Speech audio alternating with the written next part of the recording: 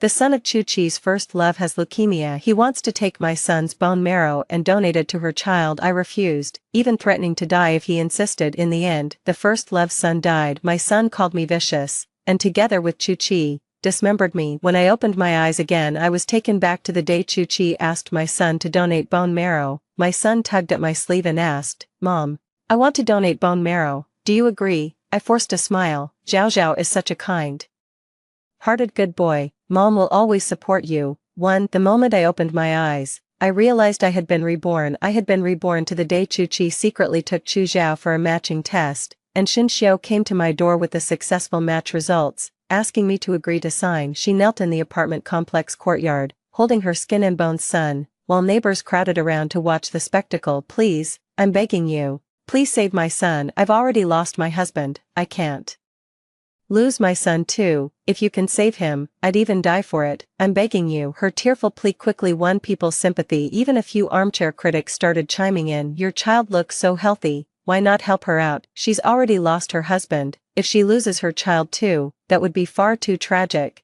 If my child were a match, I'd definitely agree." It seems like when Mian wasn't planning to agree. This person is way too cruel, isn't she? I was lost in thought, listening so intently that it wasn't until Chu Zhao reached out and waved a hand in front of me that I snapped back to reality. Only then did I look at him, coming back to my senses. Chu Zhao was only 14 at the time. He hadn't grown into his features yet. His skin was fair with a healthy blush, and his whole round, chubby little self was very cute, but I knew very well that it was all fake. It was a devil's face. At this time in my previous life, faced with Shin Xiao's relentless pestering, I put my life on the line. I told her, "If you want my bone marrow, you'll have to kill me first." I even moved just to get away from her. I gave everything. I had thought Chu Zhao would understand my good intentions. I never imagined it would end with me shattered to pieces. Even now, I still remember everything that happened before I died vividly. In the abandoned repair shop, Chu-Chi tied me up while Chu Zhao crouched nearby holding a knife. I begged at the top of my lungs, "Xiao Zhao,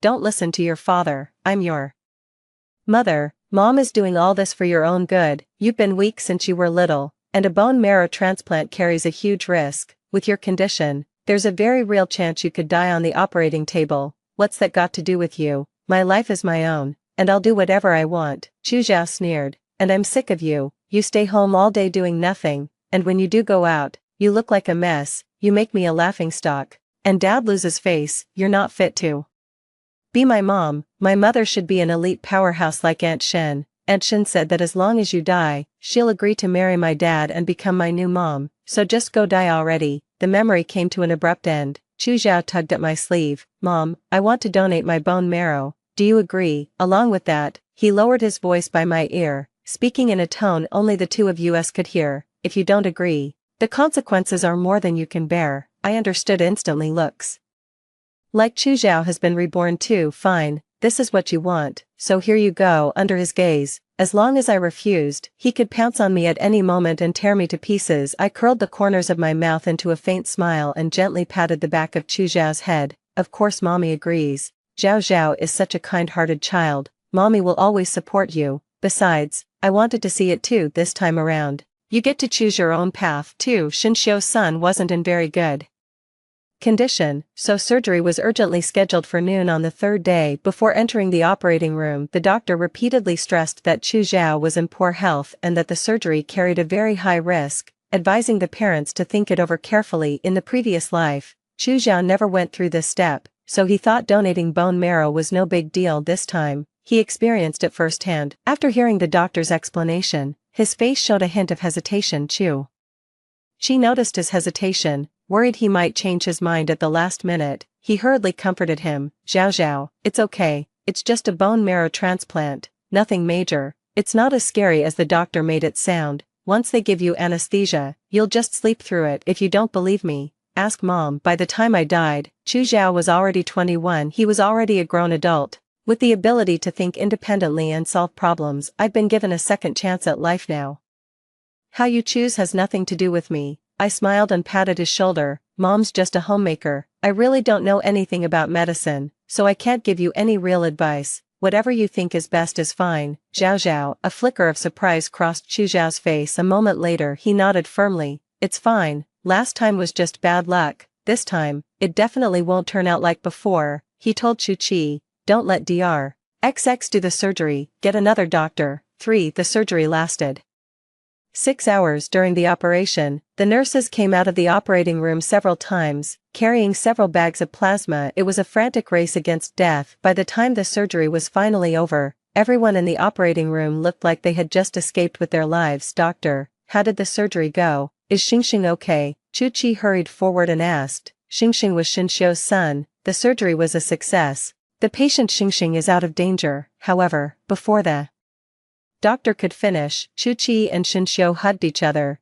tears of joy streaming down their faces. That's great, Xingxing is finally out of danger. Heaven has eyes. I was the only one who heard what the doctor said next. Chu Zhao's condition isn't looking good. The patient has lost too much blood and is very likely to pass out. For Xingxing was successfully transferred from the ICU to a general ward. Chu Zhao was also successfully admitted to the ICU. Chu-Chi couldn't sit still in the ICU. His eyes kept darting toward the door. 5 minutes later, he suddenly stood up and said to me, honey, Xingxing just had surgery and is still very weak. Xiaoxiu is the only one taking care of him, so she might be overwhelmed. I'll go check on him. I'll leave Xiaoxiu in your hands. If this had happened before, I would have definitely confronted him. Did you know your son had just had surgery too? Did you know his life was still hanging in the balance? Did you know that Chu Zhao is your biological son? But none of that matters anymore now, because all of this was their own choice. But there is one thing that still needs to be addressed. Why should I pay half of their expenses? I quickly stepped forward and stopped Chu-Chi as he stormed out the door. Chu-Chi frowned at me in displeasure. Wen Mian, can you stop being so unreasonable? Xiaoxiu's husband has passed away. She's not like you, sitting at home every day and reaping the benefits. She has a job, and she doesn't have as much time as you do. I gave a little smile. That's not what I meant. I just wanted to give you a heads up. If you want me to look after Xiao Xiao, I'm afraid you'll have to pay me. 5. I took out the divorce agreement Chu-Chi had given me earlier on the husband's side 6 months ago. When Xinxiu came back, he had already signed it. The ink had already faded on the wife's side. However, the ink was still vivid, and you could even see traces of it not yet dry. According to the divorce agreement, Xiao Xiao's custody belongs to you and I will sever our mother-son relationship. So now I suppose we're strangers. Based on current market rates, a regular caregiver charges 300 yuan an hour. Given the special circumstances right now, the rate is 500 yuan an hour. May I ask whether you prefer WeChat or Alipay? I had held back before because of Chu Zhao. When Chu-Chi brought up divorce with me,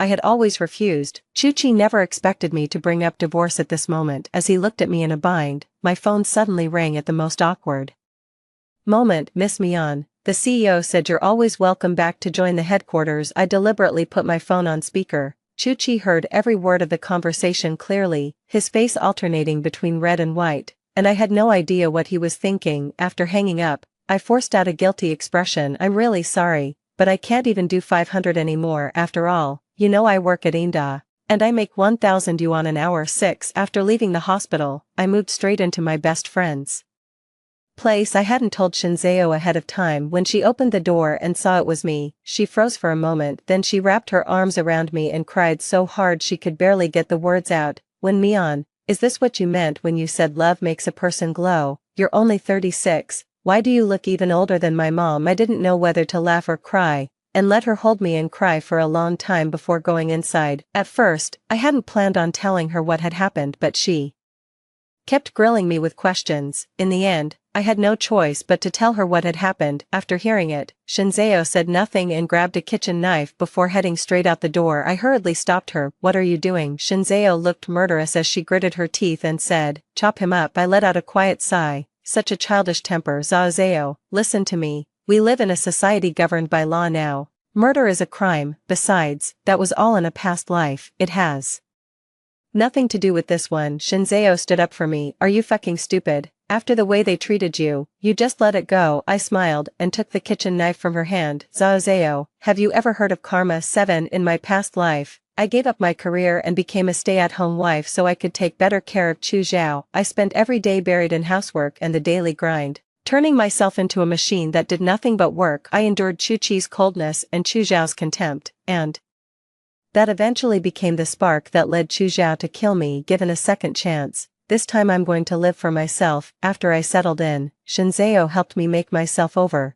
Looking at the radiant woman in the mirror, I could only feel as if I had lived through another lifetime. Shinzeo stood to the side, sizing me up with satisfaction. We women are born with the capacity to love others, but we don't have the instinct to love ourselves. Remember that. Next time, love yourself before you love anyone else. I went back to work at Ingda. After being a homemaker for more than 10 years, I was completely unfamiliar with the company's current workflows when I came back. Thankfully, the former executives at the company had always been very good to me. It wasn't hard to settle back in. After 6 months of settling in, I'd become fully proficient at handling the work. During these 6 months, I threw myself into my work and stopped paying attention to Chu Zhao's affairs. I heard about Chu Zhao again through a phone call from his grandmother on the other end of the line. The old woman was sobbing uncontrollably. When Mian, you have to talk some sense into Xiaoqi. Zhao Zhao's health isn't good. He only had a bone marrow transplant 6 months ago. If he gets a kidney transplant too, he'll die.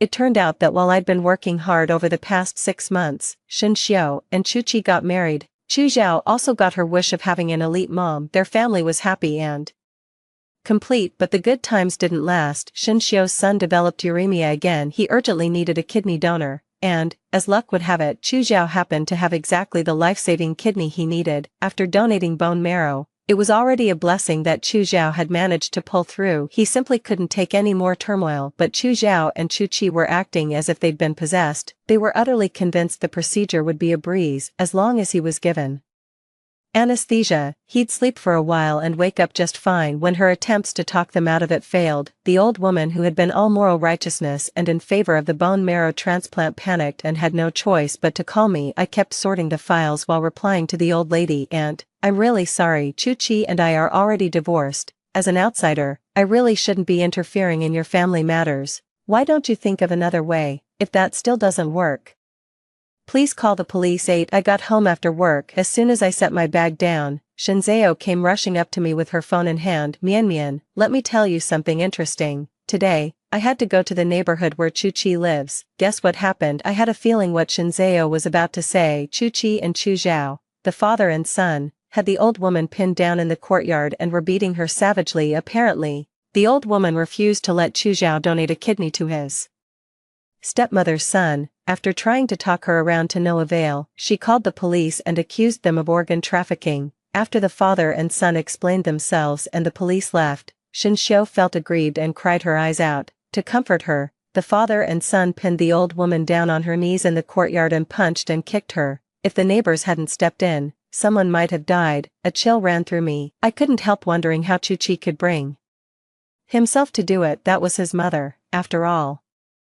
But then I thought of what happened in my past life, how she was dismembered in an instant. I felt at peace. Wasn't I also Chu Zhao's mother? Shinzeo said indignantly. Aren't they afraid of divine retribution for doing this? 9. The second call from the old lady came at 5 a.m., but the voice on the other end wasn't hers. It was a neighbor's voice. "When Mian, your grandmother has passed away, I didn't dare call Chu Qi, so I had to call you." The old lady had taken her own life by drinking pesticide. The scene was gruesome, so aside from the funeral home staff, all the neighbors stayed outside. Chu Qi and Chu Zhao stood outside with Shen Xiao and his son. All three of them looked grim. It wasn't grief for the deceased, it was impatience. "Achi, this place feels really eerie. Xingxing isn't in good health, and I'm afraid we might pick up something unclean. Let's go back first." Chu Zhao quickly chimed in. "Yeah, Dad, anyway, there are people from the funeral home here, we can just give them a little more money." Chu Qi thought for a moment, then affectionately ruffled Shen Xiao's hair. "Fine, let's go back first." They weren't speaking quietly at all. Everyone around them heard every word clearly. Some of the elders were so upset they blocked Chu Qi's path. "Chu Qi, you're leaving just like that? That's your own mother. She raised you with endless hardship and care. Fine if you didn't show filial piety while she was alive, but now that she's dead, you still won't care. What kind of person are you?" Chu Qi was made to feel ashamed, his face turning red, then pale. Seeing this, Shen Xiao stepped in front of Chu Qi. "Who are you, old man? This is our family matter. What right do you have to stick your nose in it?" That old hag was a loose woman even when she was alive. "What, were you her old flame or something? If you care about her that much, why don't you go die with her?" Someone who spent their whole life preaching respect for the old and care for the young could hardly bear such humiliation. The old woman raised her cane and swung it straight at Shen Xiao. "You little brat." Seeing Shen Xiao struck, Chu Qi and Chu Zhao could no longer sit still. Chu Chi stepped in front of Shinxiu. Chu Zhao went to shove the old woman. Back off, you old bastard, don't touch my mom. That old hag does nothing all day and just freeloads at my house. She even sticks her nose into our business all the time. She should have been dead long ago.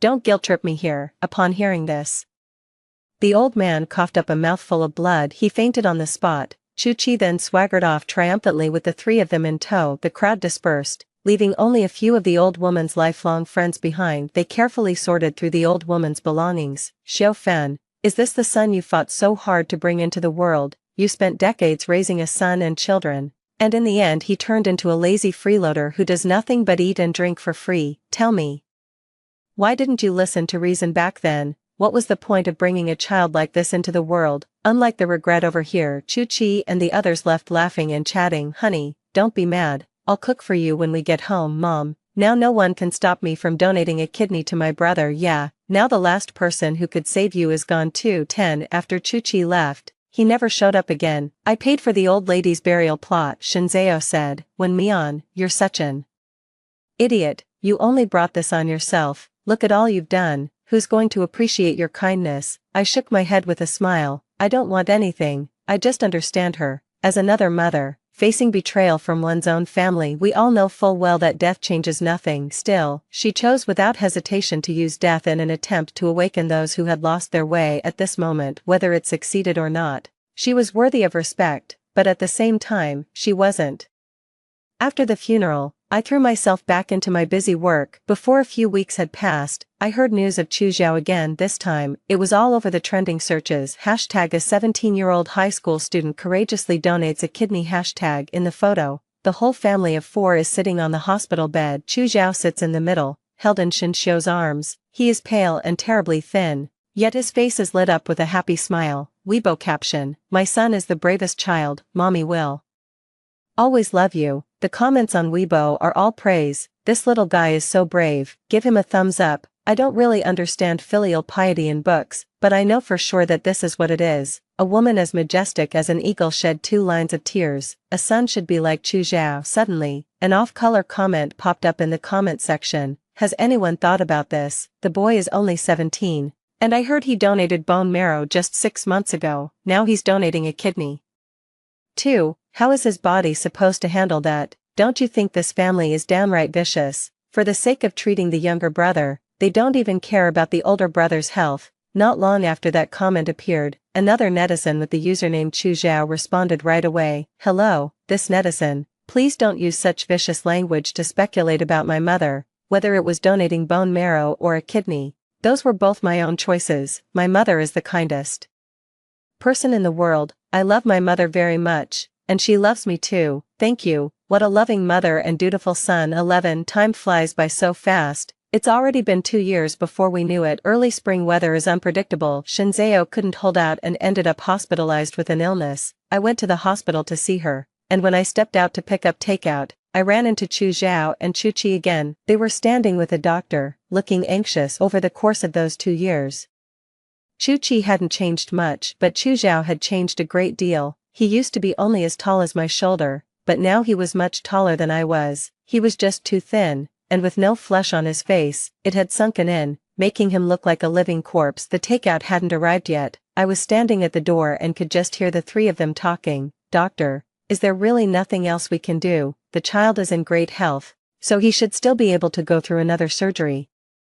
It's not that serious. After Chu Chi finished speaking, Chu Zhao quickly chimed in. Doctor, I really am in good health. He held up his bony arm for the doctor to see. Look, I've been working out lately, and I've even built some muscle in my arms. Could you examine me again? I'm sure I can handle this surgery once more. The doctor looked grave. As a doctor, I have a responsibility for every life. I can tell you plainly that, given your current condition, if you don't start recovering properly right away, forget about surgery, you may not even be able to stay alive.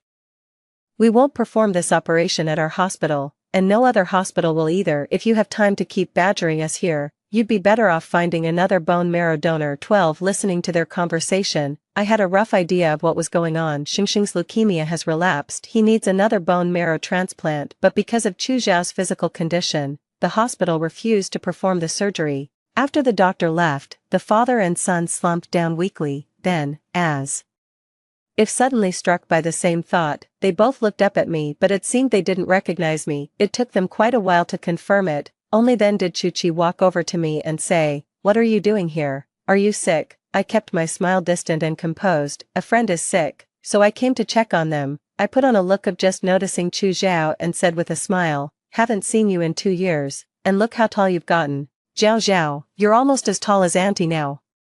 Chu Zhao didn't respond to my warmth. He folded his arms and looked at me coldly. Maybe, in his eyes, no matter how polished and glamorous I may seem now, in his eyes I'm still the frumpy housewife I used to be, with my hair in a mess all day long. Still, I didn't care. I kept my smile polite. "And you, what are you doing here? Are you here for another surgery? Xingxing isn't in very good health." I nodded and tried to comfort them. "Don't worry too much, didn't you say it yourself? The surgery is just 1 shot of anesthesia, you'll sleep through it, wake up, and it'll be over. Don't worry, everything will be fine." Chu Zhao already had it out for me and didn't want to hear me talk. He didn't even say much. Then Chu Zhao got angry, grabbed Chu Chi, and left. As he turned away, he still made a few disgusting remarks at me. "Dad, why are you telling her so much? Someone like her, so rotten at heart and only looking out for herself, wouldn't understand how others feel, even dressed in fine clothes now. She still can't hide that filthy heart of hers." 13 In the end, we searched every hospital in Jiangqing,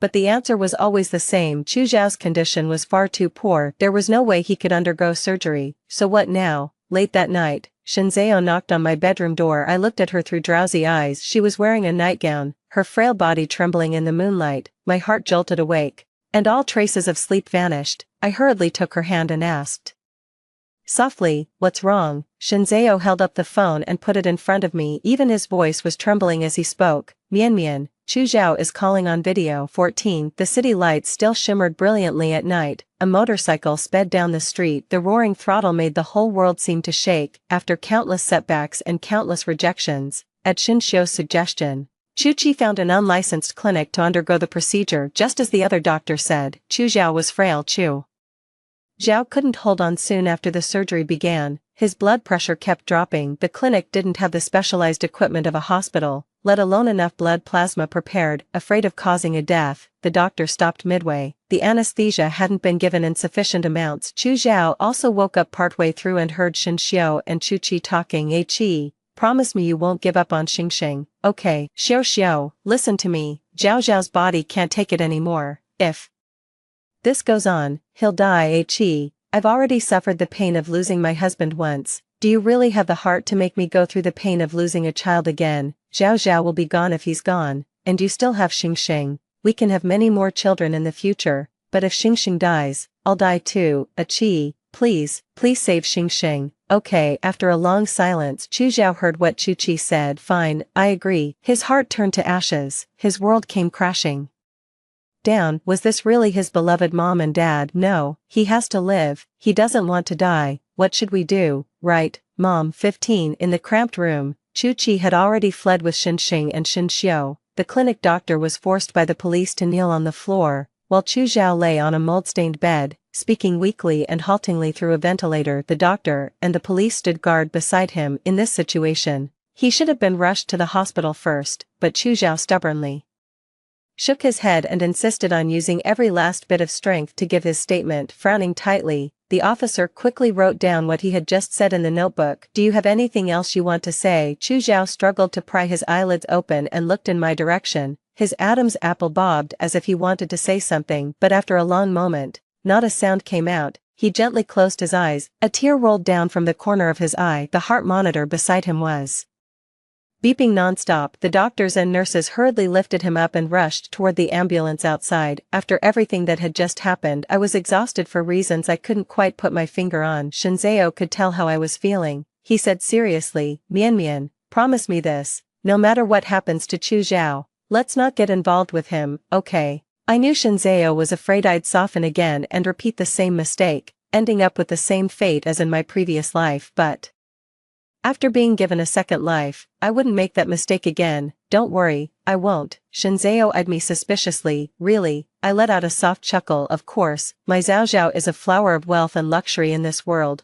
My salary can only afford to support you, or do you want me to lower your standard of living? Shinzao pouted. No. 16. The first 2 times, Chu Zhao was really lucky. After 1 bone marrow surgery and 1 kidney surgery, he somehow came through unharmed despite already being so frail, but this time his luck seemed to have run out. The lights in the emergency room went out, and the doctor walked out wearing a mask. Family members, the patient lost too much blood, and given his underlying condition, although the surgery was successful and his life has been saved, he is very likely to become a vegetative state patient. Even if he wakes up someday, he will probably have to spend the rest of his life in a wheelchair. Got it, the doctor suddenly said. You parents are far too irresponsible. The child is in such poor health, and you already had him undergo surgery twice in 1 year, but on top of that, you even took him to a private clinic for an operation instead of having it done in the hospital. You may not realize this, but given his current condition, he's practically as good as dead. I silently lowered my head, neither agreeing nor denying it. It wasn't that I had no way to refute him, it was just that I knew no one else would understand, even if I said it. Who could have imagined that the price of the responsibility he spoke of would be being torn apart? Even though I had signed the divorce agreement also clearly spelled out that the mother-son relationship was to be severed. But now Chu Qi has taken Shin Xiu and his mother into hiding to evade the manhunt, and Chu Zhao and I are still tied by blood, whether from a legal standpoint or from a moral one. I've taken better care of him. Fortunately, I have a career now and a stable monthly income. Since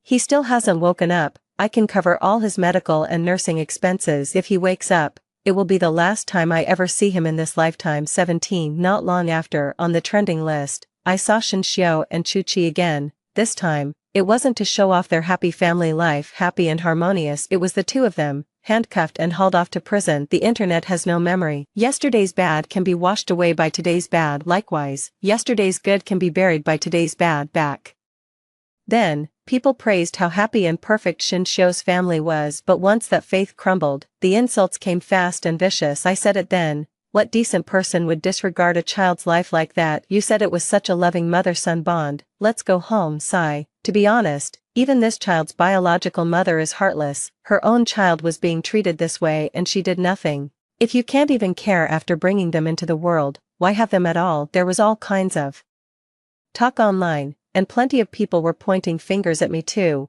but I didn't say anything. What was I supposed to say? That I tried to step in, and in the end got killed? But even so, no one seems to believe it. They'd only think I was making up such a ridiculous excuse to shirk responsibility. Most of a person's suffering comes from their own choices. Choosing not to explain is also a choice. It's all over now. I'm free. At last, I no longer have to dwell on it, and I no longer have to force myself to care about them. I had just logged out of Weibo when the police called. Hello, MS, when? This is Jiangqing City Prison. A Mr. Chu would like to see you. 18. So, what is it? Separated by a pane of glass, I sat across from Chu Qi and got straight to the point. Chu Qi had become so thin he was almost unrecognizable, not much different from Chu Zhao. He looked at me, confusion in his eyes. When Mian, I feel like I've been living in a dream. In my dream, I killed you, then sent Zhao Zhao to the operating table, but he didn't make it through the surgery. He died. After that, I was sent to prison and sentenced to death. I was terrified, so I fought desperately, thinking everything would be fine once I woke up.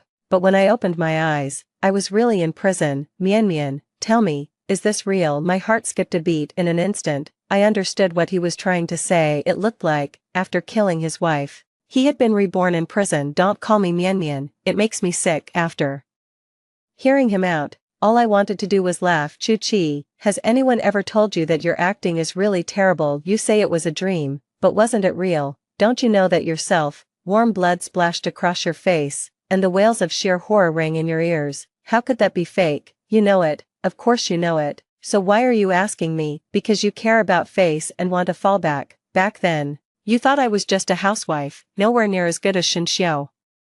So you decided to save Shin Xiu's son, marry her, and even coaxed Chu Zhao into killing his mother, all to prop up your so-called respectability. And now, Shin Xiu is finished, you're in prison, and I've undergone a complete transformation and become that very face again. So now you're thinking, once you get out, you'll have nothing left. If you beg for my forgiveness now, you'll have someone to rely on later. Chu Qi, let me make this very clear, don't even think about it. I will never forgive you. and you drove your mother to her death, and because of your relentless efforts, Chu Zhao will spend the rest of his life bedridden. The rest of your life is destined to be lonely and without companionship. Hearing this, the light in Chu Chi's eyes faded instantly. He lowered his head, unable to say a word. As I was leaving, I happened to run into Shen Xiu's mother. We'd met a few times before. The two of them had very similar temperaments. At a glance, they were both successful elite women. When Mian, I didn't expect to run into you here to see Chu Chi. I said nothing. Madame Shen asked again, is Zhao Zhao all right? He's still in the hospital. Oh, how truly. Madame Shen paused, then said, such a heartbreaking thing. I couldn't help but sneer. If you're here to ask for Chu Zhao's kidney again, I'm afraid things won't go the way you want. He's under tight protection now,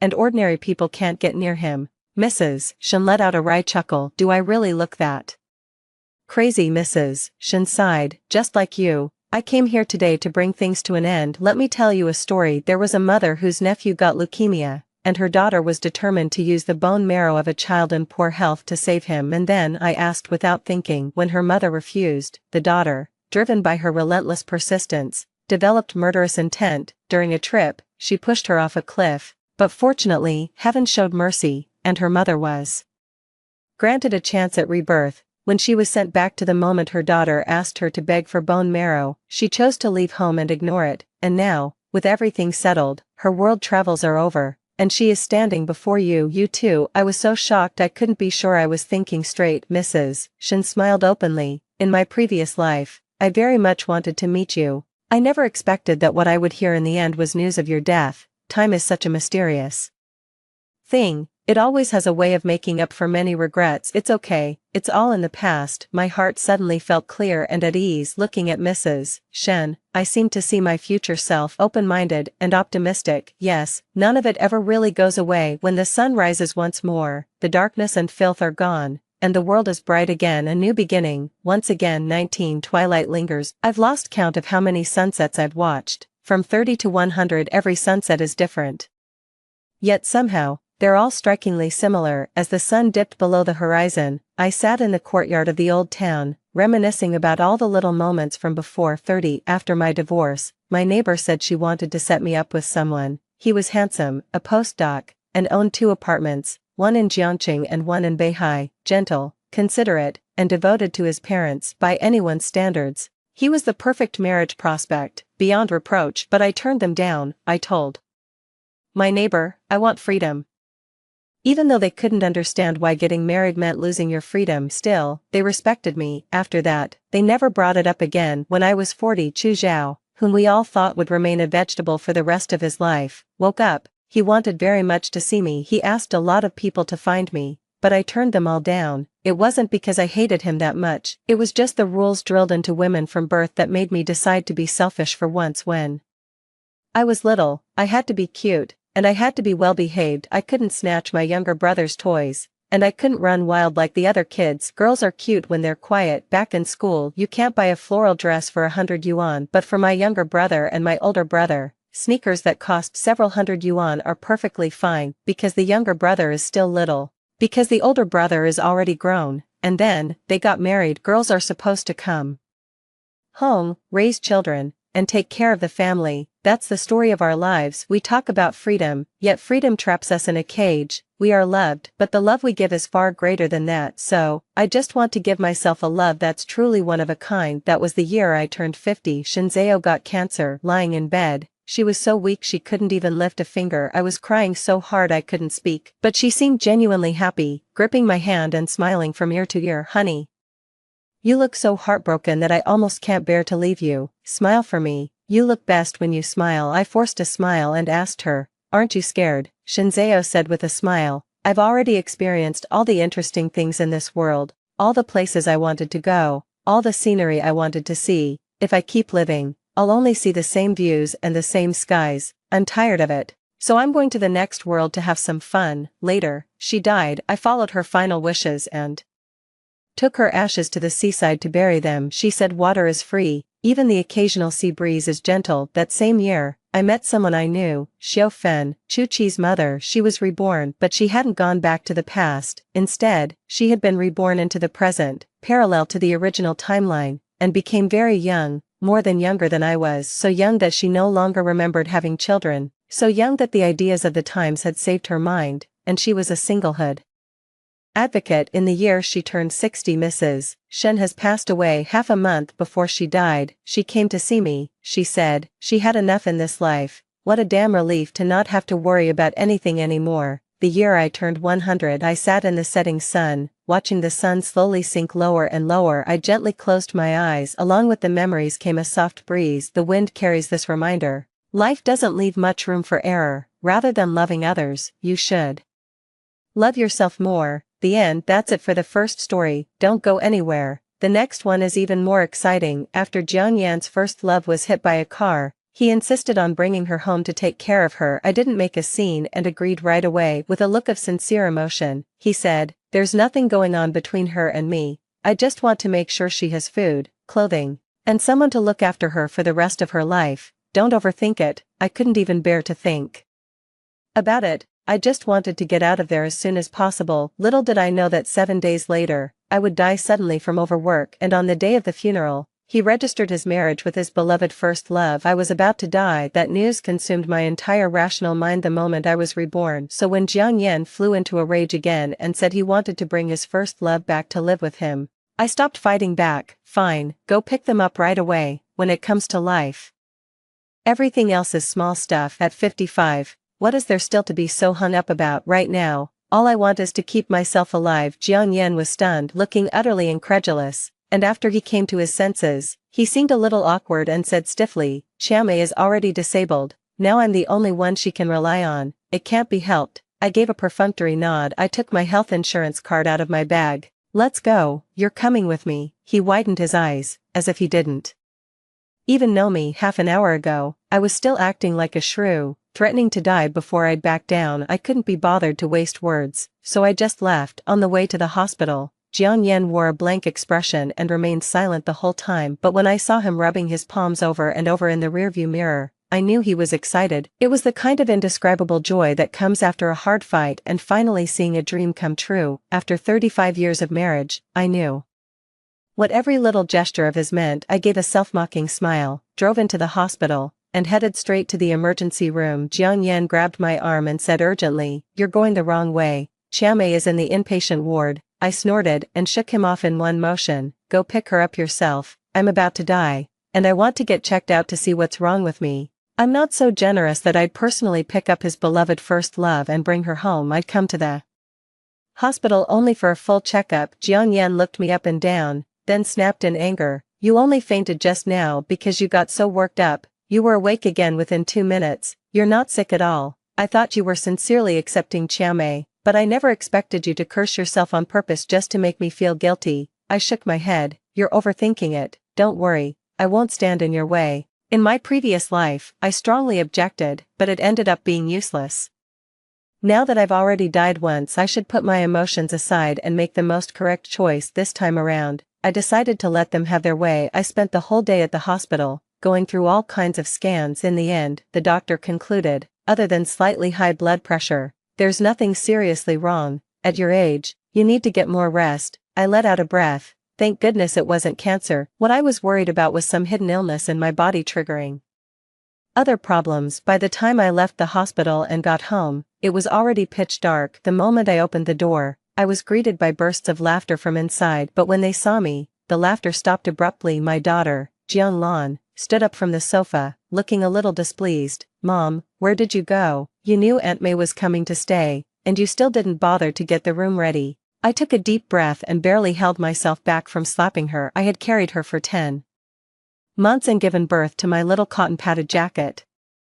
Yet she was now siding with another woman against me. I'd truly suffered for nothing. Seeing that I stayed silent, Qiamei forced a bitter smile and wheeled herself over. Sister Zhou, I'm the one causing you trouble. I'll leave right now. Jiang Yan's expression changed instantly. He pointed at me and cursed. Qiamei has nowhere else to turn. Can't you show a little compassion? If you force her to leave, are you trying to drive her to her death? My face darkened. On our wedding anniversary, Jiang Yan and I had agreed to go out for dinner, but he broke his promise because Qiamei had returned from overseas and wanted to see him. But on the way, she was unexpectedly in a car accident and injured, and in the end, Her only option was to have an amputation. Jiang Yan felt deeply guilty, believing that it was his fault the tragedy had happened because before getting on the bus, Chiao Mei had switched seats with him, and by some strange twist of fate, she ended up saving him. Jiang Yan started trying to persuade me to bring her home and have me take care of her. On what grounds? She's not even my savior. Why should I have to be her maid? The moment I disagreed, Jiang Yan started giving me the cold shoulder. Today, we had another fierce argument over this, and I was so angry I fainted. When I woke up again,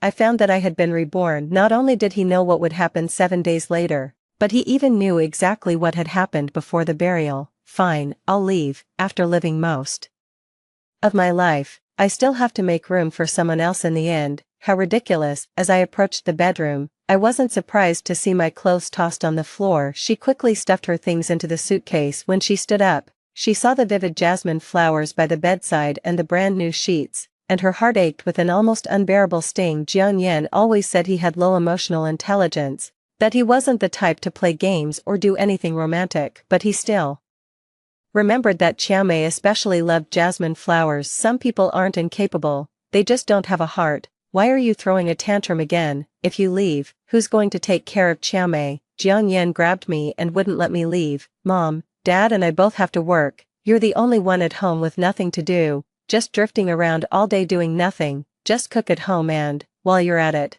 keep Aunt Mei company and chat with her. That's easy enough. My daughter looked at me like I was a child throwing a tantrum. In my previous life, I gave in. I took on the responsibility of caring for Chiao Mei, and in the end, it brought me nothing but a miserable death. Now, I just want to live an easier life. Since you love her so much, then you take care of her yourselves. With that, she pulled the divorce papers out of her bag and slapped them against Jiang Yan's face. Sign this. If you want to take care of each other all the way to bed, I won't stop you. No one's standing in the way of your love. Jiang Yan's face darkened at once. He swallowed his anger, bent down to pick up the paper on the floor, and went pale with shock. Are you out of your mind? Not crazy, just wanted to live. They wore me out to death. Chiao Mei's no spring chicken, yet she's still acting all sweet and innocent while being shamelessly manipulative. She wants it all, and then some. She's always complaining behind my back and to my face, saying I abuse her and don't feed her. Jiang Yan said I'm an ungrateful brat. He said, if Chiao Mei hadn't saved me, you might be a widow by now.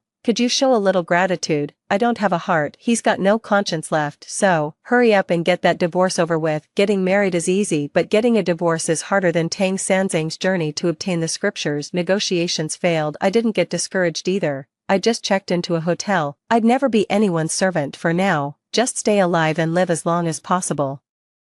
When I woke up at noon, the hotel front desk called to say someone was looking for me. No surprise, it was the father and daughter. Jiang Yan was a key technical expert at the factory. After retiring, he was rehired and continued contributing to society. His daughter also had a job and was swamped every day. They usually say they're too busy whenever I ask them to go to the hospital with me. They also say that even though I'm old, I should keep up with the times and learn from young people. If I need to learn something, I should learn it, and not keep bothering others. But today, they all skipped work at the same time. What a miracle. My daughter saw how furious I was. Mom, at your age, you're still running away from home. Aren't you afraid people will laugh at you? Let them laugh. Whatever. I've spent my whole life living by other people's standards. It's time to break free from society's shackles and live the way I want. I sat back lazily on the sofa, calm and composed, feeling a little hungry. I had just thought about ordering when the waiter brought in the meal and set the dishes on the table. My daughter stared wide-eyed in disbelief. Mom, you're actually willing to eat this well? I ignored her and tucked in with my head down. Today I ordered a bunch of delicious things I used to crave but could never bring myself to spend money on, like Australian lobster in the past. Whatever the father and daughter wanted to have or eat, even if it was expensive, they would grit their teeth and buy it. When it came to me, I always told myself not to be greedy, not to overindulge. Every time, I instinctively put myself last, and the father and daughter took it for granted. Looking back now, I honestly feel like I really shortchanged myself. Now that I've satisfied my cravings, my happiness level has shot way up. From now on, I'm not skimping anymore. If it needs to be spent, I'll spend it. Before, the money hadn't even all been spent, and yet the person was already in a coffin. I regretted it so much my guts turned green. Zhou, all I'm asking is that you look after Chiao Mei for a bit. What's the big deal? We're old enough now. There's no need to make such an ugly scene. Jiang Yan was implying that I was making a mountain out of a molehill. I snorted, either we get divorced, or Chiame goes, your choice. And they still think they can push me around. Dream on, you bastard. Jiang Yan doesn't smoke, doesn't drink, and doesn't beat his wife. To the neighbors, he's the perfect husband and father, but no one knows he never does housework and acts like some kind of lord every day. Every time he's asked to do anything, he has to be begged again and again, with all the right words used, and even then, he just drags his feet and does the bare minimum. He always mopped with just one hand, never wiped the water spots off the dish rack, always stopping just short of doing the job right. I lost my temper and yelled at him, and soon people were saying I had a bad temper. He took all the credit for the good reputation, and I got saddled with all the blame. I spent my life working like a beast of burden, thinking I could just grit my teeth and get through it, treating him as nothing more than a co-parent. But in the end, he hit me with a blow like that. If I've reached the point where I can't take it anymore, then I won't take it. Let's split up, don't go too far. Jiang Yan's shouting was so loud it made my eardrums hurt. I frowned. Look, our daughter is grown now and doesn't need looking after, and we don't have many years left. Why not spend the rest of our lives the way we want? As a child, I lived according to my parents' wishes. Once they grow up, they're pushed into marriage too. After having children, even if the marriage is only a shell, they still turn a blind eye and pretend nothing is wrong, doing their best to keep up appearances. Social expectations and prejudice are like an invisible bayonet, keeping so many people penned in within a set framework. They live life by the book, trapping themselves in habitual ways of thinking. But if I get a second chance at life, I want to break free from these shackles and live as my true self. Mom, if you and Dad get divorced, what am I supposed to do about my face? Wouldn't people laugh their heads off at me? I shot back right away. How much is your pride worth? Don't flatter yourself. When you're alive, why should you care what others say and make yourself miserable? I learned this lesson far too late. Luckily, it wasn't too late to set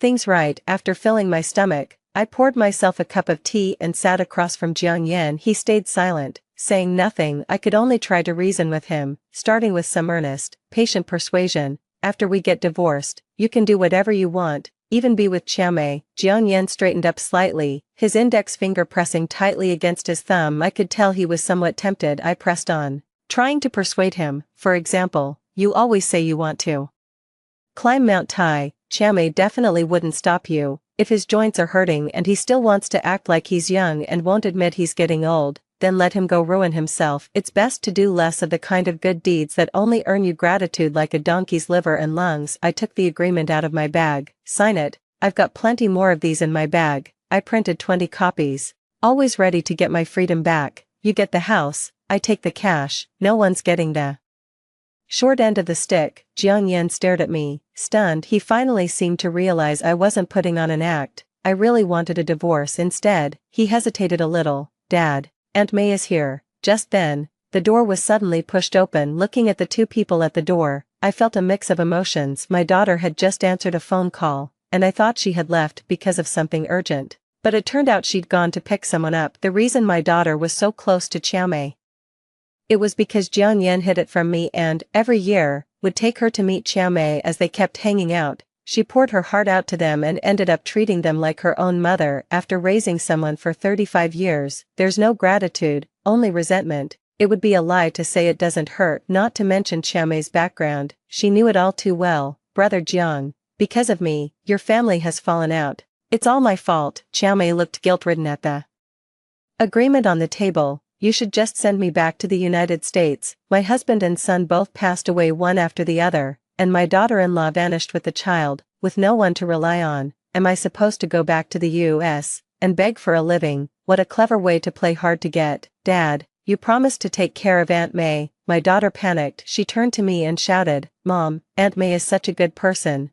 Why can't you just accept her? You're being so cruel. I was shaking with rage and slapped her across the face. If you're that heartbroken, then you take care of her, support her, and treat her like your own mother. Thinking back on everything from my past life feels like a pain that cuts straight to the bone. Back then, while taking care of Chiame, she repeatedly and deliberately smashed cups on the floor, cut her hand, burned holes in the bedsheet, and pulled all sorts of inhumane stunts. And in the end, she even said that I was full of resentment, so I kept smashing things, destroying property, and tormenting her, yet those father and daughter were both blind to the truth and deaf to reason. They believed every word she said. I was exhausted not just physically, but mentally too. I felt like I was about to suffocate. You want a divorce, and now you're even pushing your daughter away. Jiang Yan looked at him like he was the one who had lost his mind. I answered coldly, I don't want either of you anymore. The father and daughter both froze. He completely lost control of his expression. Jiang Yan finally signed it. When I walked out of the house with all my luggage, even the air felt free. My daughter grabbed my hand, looking a little panicked. Mom, leave me some money, I said coldly. Adults are supposed to stand on their own 2 feet. If you want money, go ask your dad.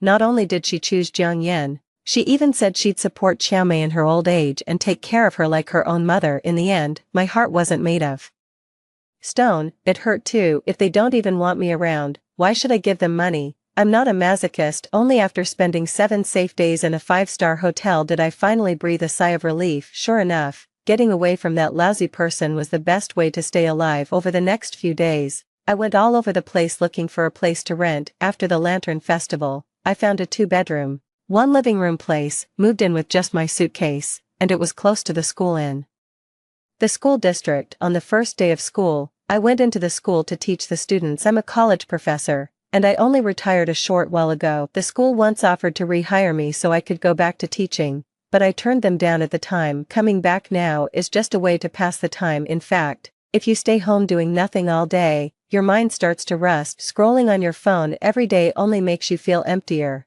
because you can't find any sense of purpose in life. Boredom can be like a harvester, stripping everyone of their energy and spirit. On my way home after class, I ran into someone I knew, Xiao Wei. When she saw me, she rushed over in delight. Aunt Zhou. She was so excited her voice cracked. Xiao Wei had once been a student I supported financially. It started back then when she posted on Zaya Hongsha saying both her parents had passed away, and because her family was poor, her older brother and sister-in-law had no choice but to send her out to work. But she did well in school and longed to keep studying.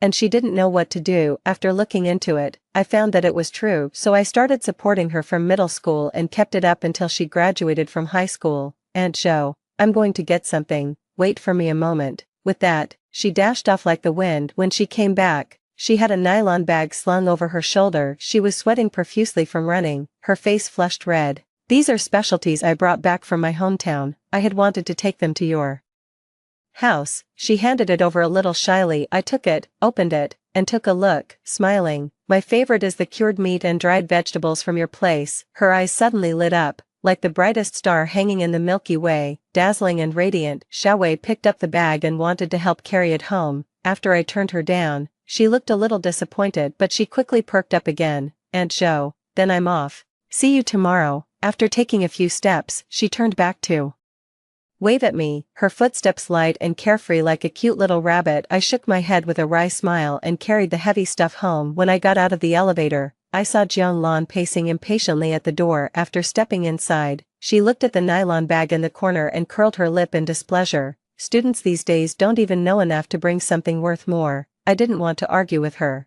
so I sorted the cured meat and the rest of the things one by one. Jiang Lan didn't move. She just sat on the sofa, looking exhausted. Dad's sick, and Aunt May has no one to take care of her, since it's the weekend. Mom, why don't you go back and help me for 2 days? She didn't follow what I said at all and spoke as if she were giving orders. I laughed in exasperation. I just couldn't understand how she could bring herself to say that. I'm not going. She called me early this morning and said she missed me, so that's all they wanted, to have me go back and work as a free maid. Jiang Lan suddenly stood up. Mom, not only do I have to take care of Dad, I also have to wash clothes and cook for Aunt May. I'm really exhausted. Can't you show me a little compassion? When I was at home taking care of both of them, why didn't anyone spare a thought for me? Even a live-in maid costs over 10,000 yuan a month. I gave my all to this family for decades, and yet who remembers the good I did? I heard Jiang Yan quit his job and is now staying home full-time to take care of Qiao Mei. When I asked why they didn't hire a nanny, Jiang Lan rolled her eyes. Someone you pay for can't possibly be that genuine. Huh, I never got that kind of treatment before. When I was sick, I had to lie in bed all alone with no one to take care of me. The father and daughter still think I'm Superman, like I can heal myself. From now on,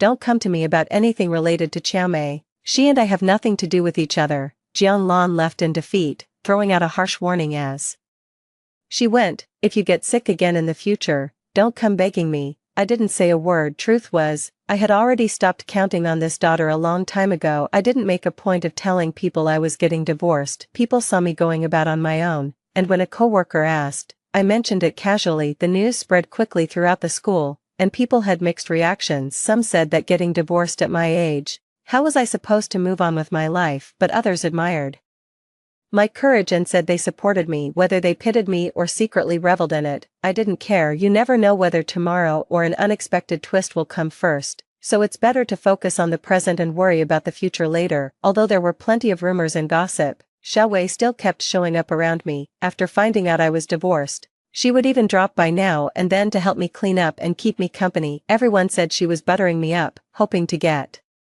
something out of it. I just laughed it off. I supported Xiao Wei for 6 years. When she was filling out her college application preferences for the Gaokao, she chose, without hesitation, the school where I taught. When I first met her, tears welling in her eyes, she said excitedly, "Aunt Zhou, I can't repay you right now. I just want to be a little closer to you." She was a strong-willed girl. When she went off to college, she flatly refused to let me support her and instead applied for a national student loan. She's actually very busy. I didn't have much spare time. I'd been tutoring off campus to make a little money for living expenses these days. I'm working as a photographer for others. I heard the photos she's taken have gotten great responses online, and she has a lot of fans. Kind of a small influencer. I admire and respect her. Getting into a bachelor's program in a first-tier city from a rural background took not just unwavering persistence, but also a never-give-up spirit. Time flew by, and graduation season arrived before long. I was just worrying about how to spend my summer break. Unexpectedly, Xiao Wei invited me to go on a trip with her. I frowned as soon as I heard that. She seemed to know what I was worried about. She leaned playfully toward my ear and said,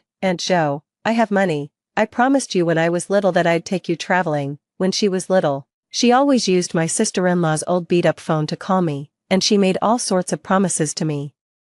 I didn't think much of it, but it seemed she had been holding it against me all along. Xiao Wei and I had already agreed that our first stop would be Yunnan. The night before we set off, Jiang Lan suddenly came to see me. She said awkwardly, "Mom, Haozi says he wants to get married. What do you think we should do?" "It's your call, as long as you don't regret it." After my daughter got divorced, she ignored my objections and got back together with her ex-boyfriend. Haozi is a deadbeat. He doesn't have a proper job and is good for nothing, but Jiang Lan is hopelessly in love. With just a few sweet words, she'd be willing to give him her heart. Back then, I stepped in and chose a well-matched son-in-law, so she could marry off in style. Too bad she could never get over her first love and ruined her marriage. Now I don't want to get involved at all. She can do whatever she wants. She may only truly wake up after she's been hurt, bled, and slammed into a brick wall. Jiang Lan stared blankly. Finding it hard to accept, she asked in a daze, "Mom, you used to try to talk me out of things. Why are you like this now?" I took a sip of water and said nothing. Instead, I was giving her the hint to leave. "If there's nothing else, you can go. It's a topic I've been going on about for years. What more is there to say?" She's not annoying. I'm the one who's annoyed. Jiang Lan's expression suddenly turned cold, a sneer curling at the corner of her lips. Aunt May was right after all. You just don't want me to be happy. You don't want me to marry the person I love, but I'm marrying him anyway.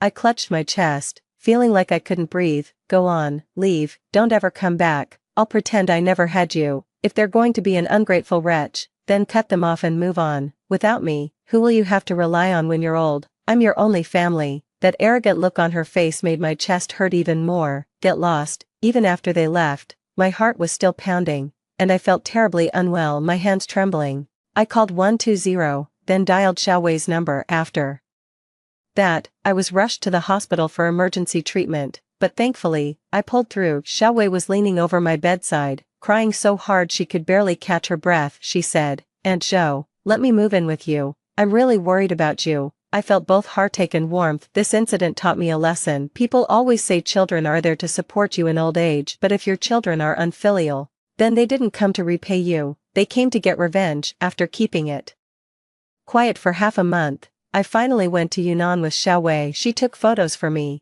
tried all kinds of local food, experienced everyday life there, and even met a lot of travel influencers. Every single day was full of excitement. Seeing how happy I was, Xiao Wei came running over with her camera, beaming with excitement. "Aunt Zhou, why don't we keep going to the next city? Look, we've gained more followers again. The fans said they want me to take more pictures of you, they really love seeing you. I looked at the comments section, with feelings I couldn't quite put into words ever since Xiaowei posted online about how she and I came to know each other. Everyone has been calling me Joe the Great Benefactor.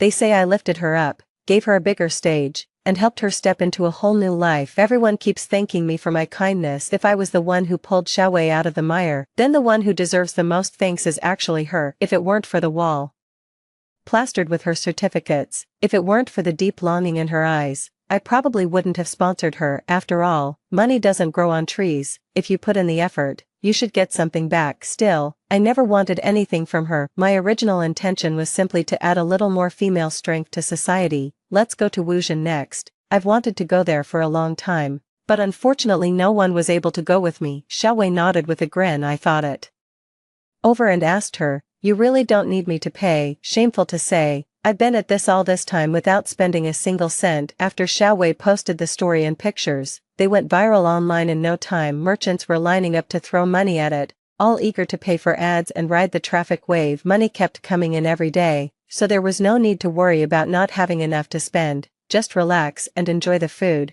drinks, and fun. I'm not only covering all your room and board, I'll even split the profits with you later. Xiaowei hooked her arm affectionately through mine, laughing without a care in the world. Bright sunlight fell on her face, making her look especially beautiful. Compared with the timid woman she had been 10 years ago, she seemed like a completely different person. I sighed inwardly and shook my head with a smile. You don't need to split any money with me. I have a pension and savings, and I'm not short of money. Just as I was out having the time of my life, my ex-husband called. He was somewhat displeased. Our daughter is getting married, and you should come back for the wedding. I refused without a second thought. Half a month ago, Jiang Lan called me to ask for money. She said bluntly, Mom, if I'm getting married, you need to give me at least 300,000 yuan. I hung up on her right away. I was being too easy on her. When I first got married, I gave her 400,000 yuan. Now she's divorced and still looking to squeeze more money out of me.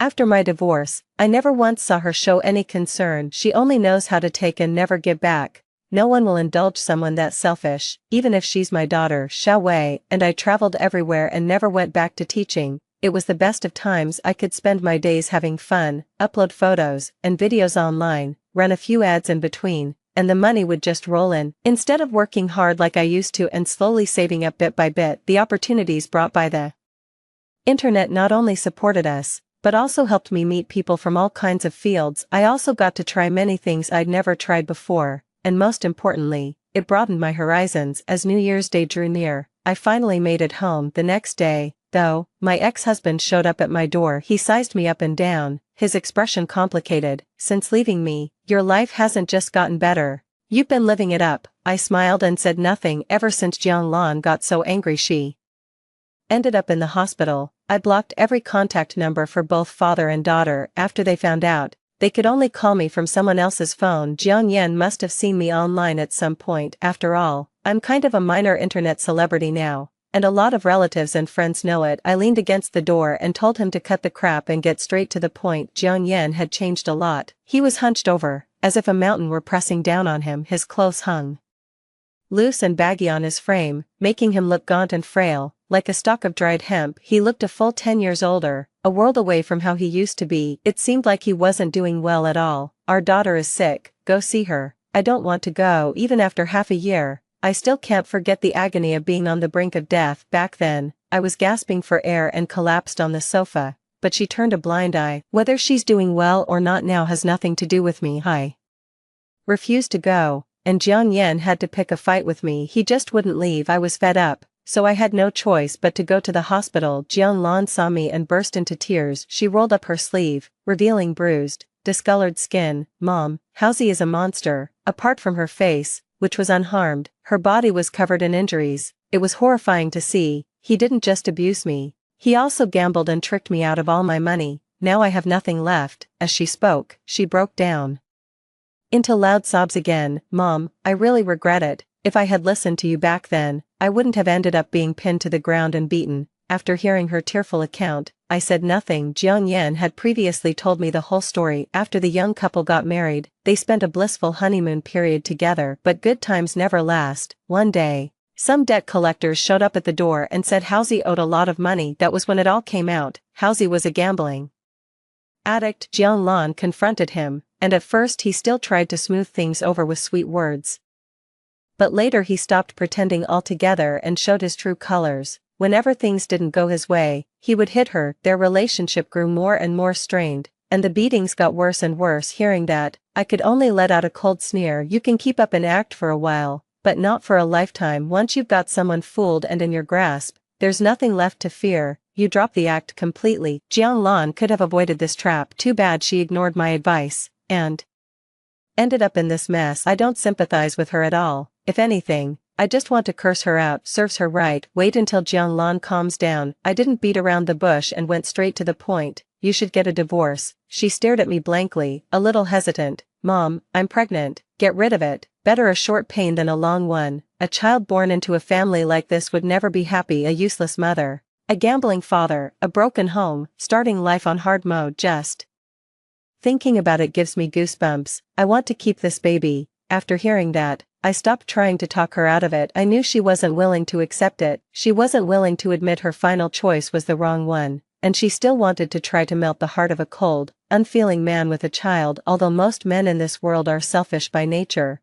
moral restraints still keep them from crossing certain lines. Expecting a gambler to turn over a new leaf is nothing short of a pipe dream. As I reached the door, I ran into Jiang Yan pushing Chiamei in. When Chiamei saw me, a flicker of displeasure crossed her face. She smiled with fake warmth. This girl, Jianlan, is far too headstrong. After getting married, how can she keep running back to her parents' home every day? Sister Zhou, you really should give her a good talking to. I ignored her and turned to glare at my ex-husband. Your daughter was beaten like this. Why didn't you call the police? Jiang Yan stammered. She wouldn't settle down and live an honest life. She stirred up trouble every day, making the whole family miserable. Chiamei said family scandals shouldn't be made public, so we couldn't call the police. I looked at the father and daughter, at a loss for words. If I hadn't kept this matter under wraps, Jiang Lan's reputation would have been ruined long ago. She took 200,000 yuan from brother Jiang and spent her days running around with Halsey. The two of them didn't even go to work, just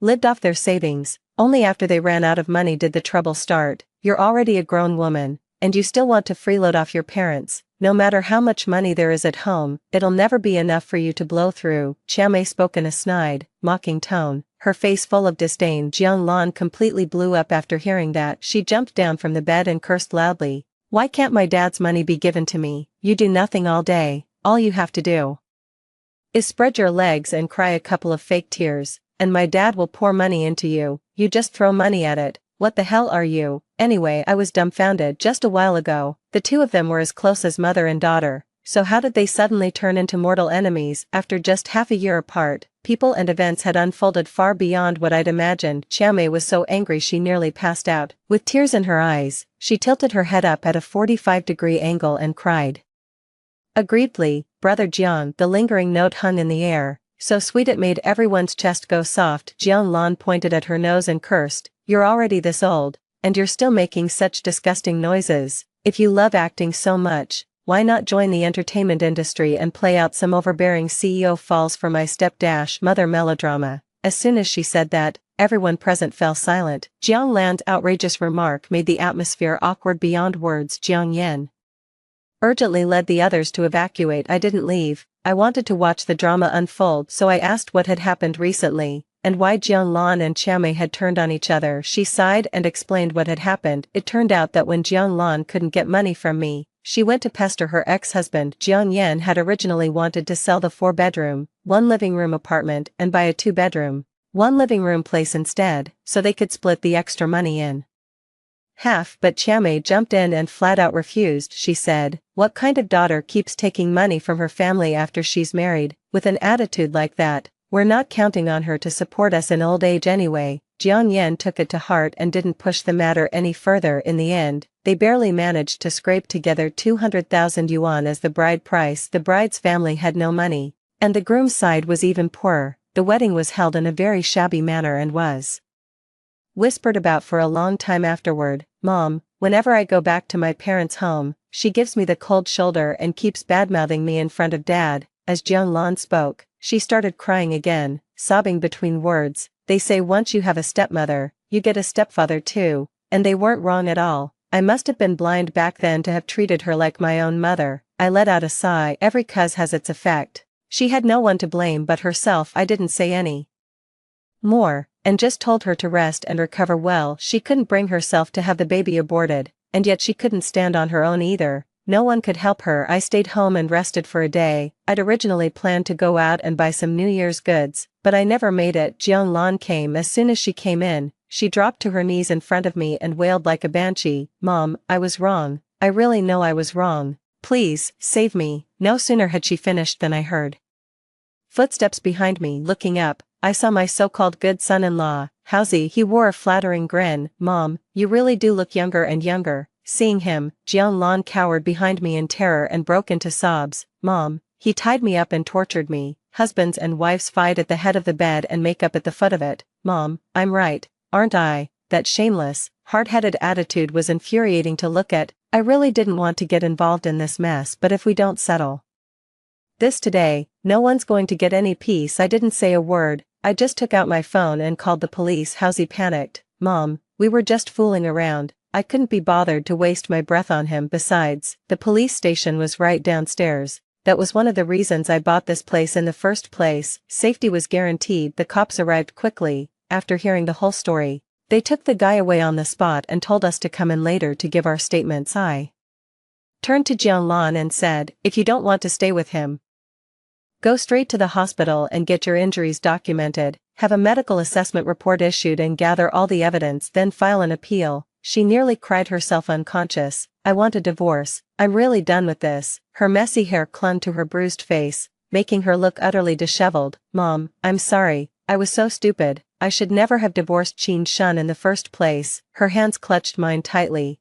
and regret nearly swallowed her whole. I pulled my hand away and looked at her broken finger, not wanting to say a word. Qin Shun was the son-in-law I had carefully chosen for my daughter, and he had once been my student. He was a good-looking man, had a bachelor's degree, came from a good family, and knew how to carry himself with just the right balance. After catching Jianglan cheating, he didn't make a scene. Instead, he knelt before me and said in guilt, "Teacher, I'm sorry. I can't give your daughter the happiness she wants." When they got divorced, Jianglan wanted to split the assets, but I stopped her, as the one at fault. "What right do you have to ask for anything from others?" I had always wanted to find a well-matched family for my daughter. That way, not only would both families be similar in background and education, but their values would also be more aligned, and the little family would be able to go the distance. Unfortunately, Jianglan didn't cherish it. Her downwardly compatible marriage did not bring her the happiness she had imagined. Instead, it turned back on her and left her battered and broken. But all of this was exactly what she deserved. I recommended a top-notch divorce lawyer to Jianglan. I wasn't involved in what happened after that. By the time the dust settled, a month had passed. Hauzi ended up serving a year in prison for abuse. After all this, Jianglan finally saw the light and decided not to remarry. She wanted to move in with me, but I turned her down. I haven't lost my memory. Those hurts are still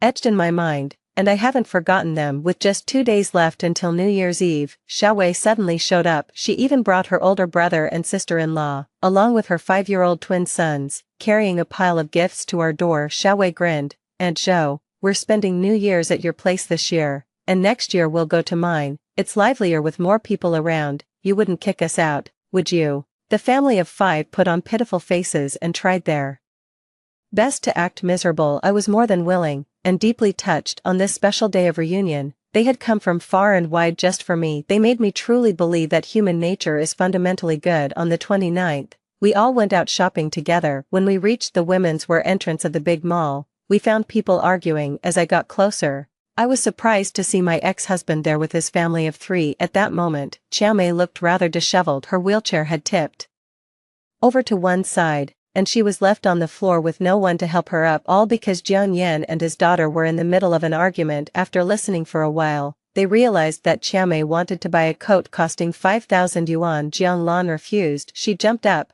pointed at Xiaomei on the ground, and said, "Have you no shame? How can a little nobody like you even think about wearing such an expensive coat?" Jiang Yan flushed red and said nothing. Under everyone's pointing fingers and whispered remarks, Xiaomei awkwardly buried her face against her chest. I didn't go up to say hello. Instead, I planned to go to another store to buy clothes, but sharp-eyed Jianglan grabbed me at once. She said angrily, "Mom, you've never even worn clothes this expensive, so why should she?" I just smiled. My ex-husband was actually pretty stingy. Even if Jianglan hadn't stopped her, she still wouldn't have agreed to spend that much money on a dress otherwise. Why would she just stand there and let her daughter run wild, swallowing her pride and saying nothing? In the end, no matter how devoted a man is, he'll eventually grow tired of being with the same woman for too long. It's like loving apples, eat them every day, and you'll eventually want a change of taste. Besides, at her age, still needing to be waited on every day, no matter how sweet the first love, reality will always shatter it, without exception. I went into the clothing store, tried on some clothes, and picked out a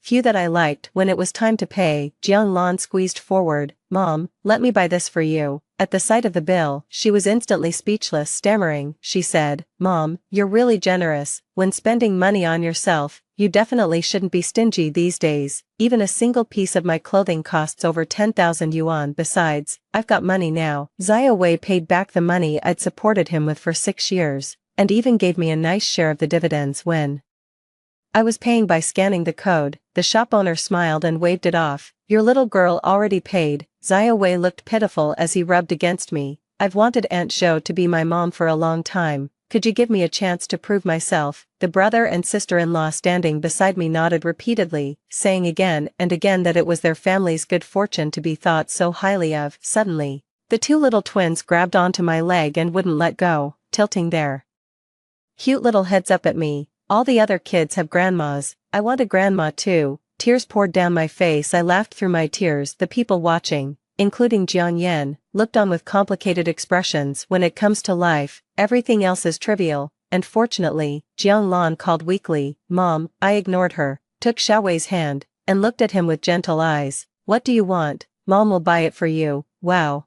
I'm so happy. From now on, I've got a mom who loves me too." Excited screams pierced the sky. They surrounded me as we walked into another shop, all insisting on paying for me. I took off my old clothes, as if shedding years of past baggage, and put on one elegant outfit after another to welcome a new chapter in this life. I hit the reset button on my life. Happiness blossoms into beautiful flowers deep within the heart, and my journey into the future is only just beginning. Story 2. After half a year of dating, my boyfriend's controlling nature became too much, so I used an internship as an excuse to break up. A month later, 2 lines appeared on the pregnancy test. Bracing myself for a beating, I decided to tell my mom. When I got home, I found my ex-boyfriend sitting on the sofa, smiling at me. My mom patted my butt. "Quick, call him uncle." Hello, everyone, welcome to my channel. Subscribe us to read wonderful novels every day. Now the story begins. What? I widened my eyes, staring at the man on the sofa with his slim waist and long legs, only 6 years older than me. My facial features twisted in disbelief. "Mom, are you sure? How the hell could he be my uncle? My grandma never told me she had a son." My mom chuckled. "Silly child, he's not blood related. His dad and your grandpa were comrades in the army. The two families are close, but he's been abroad all this time, so you've never met him." "Shinemo is a biology professor now." "Right, so impressive. My Qingqing is also studying biology. How about letting her intern at your research institute?" My ex-boyfriend adjusted his glasses, his deep black eyes glinting with an ambiguous smile. Of course, I'd welcome her, but I already asked Qingqing, and she refused. My mom was stunned. "You've already met?" I stayed silent. "Met. We've got a baby together." Shinemo had just returned to the country half a year ago and gave a lecture at our university. I fell for him at first sight, pursued him relentlessly, and finally made him mine. My mom poked my arm. "Your uncle won't treat you badly. Why didn't you go?" "Mom, you called me earlier saying you'd arranged an internship for me. I didn't know it was with him. If I'd known, I wouldn't have used that lousy excuse to break up. Now, he's here. What do I do?" "That's fine. Rest at home for 2 months, then follow your uncle. Strive to contribute to the country and bring honor to the family." "Honor? In 2 months, when my belly shows, it'll just be shame." Originally, I thought Professor Shin was handsome, had high IQ, and good genes, so maybe I'd keep the baby, but now I have to call him uncle. My mom can't find out about the baby. My mom was still chatting with him. "Shinemo, you're 28 and still not married. When I was your age, I already had Qingqing." "Sis, I'm in no rush. how can you not rush? Your age is the healthiest for having a child. Ugh, stop talking, or I'll drop dead right here. Why is my life so bitter? No. The baby has to be taken care of secretly, my mom can't know. This bastard came at the right time. If I don't extort a few $100,000 from him, I won't be able to swallow this anger. I shot a murderous glare at Uncle. He remained calm, stepping forward elegantly and boldly wrapping his arm around my shoulders. Sis, I didn't prepare a gift for Ching Ching this time. Since she's back, I'll take her out shopping. My mom beamed, saying to him in front of me, it's fine to go out, but don't spend money on her. Behind my back, she whispered to me, be bold and ask him for stuff. He's loaded. Thanks, really, my own mom. At the mall, I stayed silent, my face dark. His arm, which had been around my shoulders, slid down to my waist once we left the neighborhood. I pushed him away the entire way, but he didn't budge, instead looking amused, as if we were just flirting. What's wrong? Not happy to see me? He leaned in, his eyes a little mischievous. Stop, I halted. Let's settle our old scores one by one. First, we broke up, Professor Shin. Please let go of me. Shinemo not only didn't let go but tightened his grip. He leaned closer, his breath brushing my ear. First, the so-called breakup was just a text message. I never agreed. Second, your excuse was long distance after the internship, but soon you'll be interning at my research institute. That reason no longer exists. Damn, I've seen shameless people, but never this shameless. Second, Shinemo, I have to call you uncle, even if we're not blood related. The generational gap is there. Do you have no shame? I raised my fist to hit him. He caught my wrist, and then he licked it. I froze, my hair standing on end. Your reactions are still so cute. His smile widened, especially with his glasses and slightly narrowed eyes, reminding me of a manga villain. Indeed, should I call her sis or mom? I almost cursed, but my upbringing forbade me from swearing at elders. I took deep breaths, but still couldn't hold back. Shinemo, Professor Shin, little uncle, I'll fucking kill you.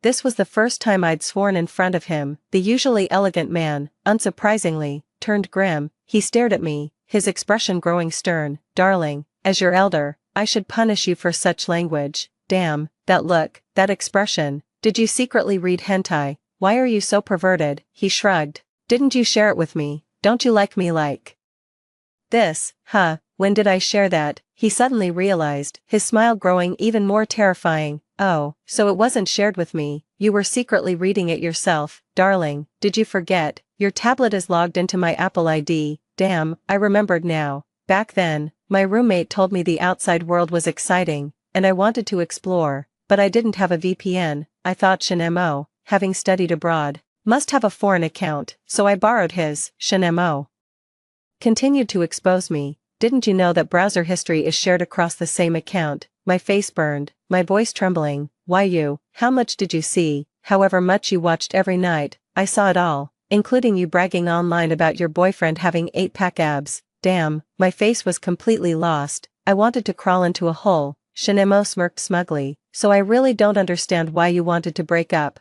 You bragged about me being handsome, tall, strong, and a high IQ professor. So, what's not to like? Your possessiveness is too strong. I told the truth. He was extremely jealous, and as a STEM major, my class was full of guys. He'd interrogate me daily, asking if I'd sat with any boys. Since dating him, my weekends never involved other men, not even delivery guys. On Friday nights, he'd treat me to a fancy dinner, then take me to his apartment, only sending me back on Monday for class. At first, it was blissful. I was intoxicated by our time together, but then I accidentally stumbled upon a yandere manga, and it scared me. From then on, I started imagining what if he really was a yandere. Gradually, I couldn't help but want to escape him. His smile faded, and he straightened up, staring at me intently. The aura around him became overwhelmingly oppressive. Jiangqing, I can satisfy you in every other way, but not this one. Did you forget? You were the one who pursued me, and before we started dating, I already told you I'm very possessive. I hate others touching my things, let alone my person. That intense stare made it hard to breathe. Shinemo, a breakup isn't a one-sided decision. From now on, I'll treat you as an elder, an uncle, but not a boyfriend. I expected him to explode in anger, but he was calmer than I thought. Fine, I respect your choice. I hope you don't regret it. Okay, uncle.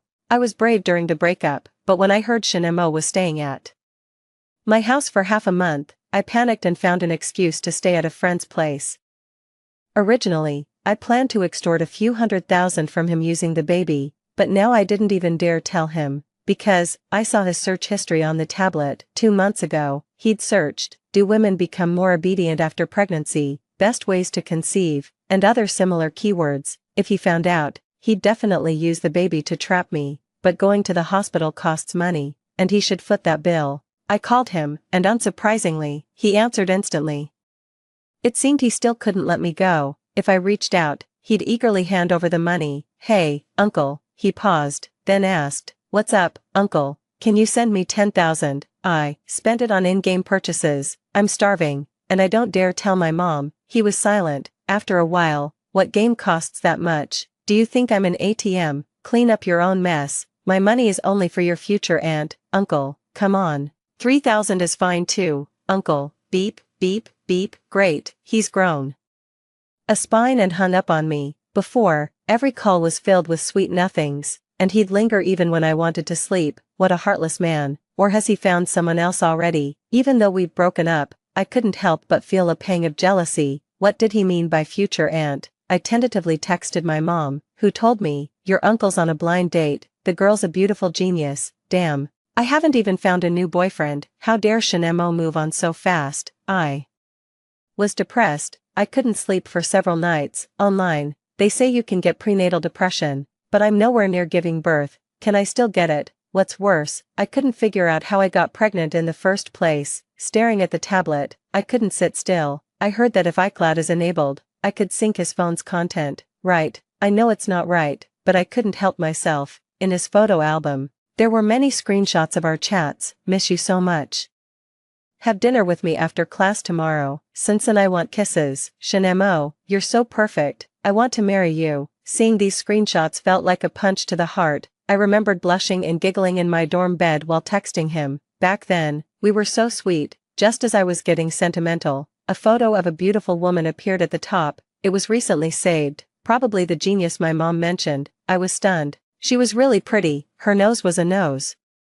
Her eyes were eyes. I couldn't help but wonder what Shinemo was chatting with her about, but I didn't dare log into his QQ, as it would notify him. While I was hesitating, a few more chat screenshots appeared in the album. Opening them, I saw the woman complimenting Shinemo. "Professor Shin, you're so handsome, just my type. You look like my future husband." How cliché. Shinemo wouldn't like such a bland confession. But a voice in my head screamed, "You're just jealous." If he didn't like her, why would he screenshot it? And he'd even nicknamed her Darling. He never gave me a nickname like that. Mine was 350G, the weight of a heart, a biological romance. Then, I saw he'd deleted all our chat history. Damn, I sat up abruptly. "Shinemo, you've got guts." Moving on so fast, another photo appeared, showing the woman inviting Shinemo to dinner. The location was a high-end restaurant on the 5th floor of the nearby mall. I thought, fine, I'll pretend to bump into them and decide the baby's fate. In the upscale restaurant, I hid behind a menu, peeking at the well-dressed couple not far away. The woman was even prettier than in the photo, and her outfit was sexy. I lost. Shinemo wasn't even wearing his glasses today and had styled his hair. He once told me he only dressed up for special occasions with me. Liar. He's got nerve. I haven't even moved on. Yet he's already flirting with another woman. I gritted my teeth.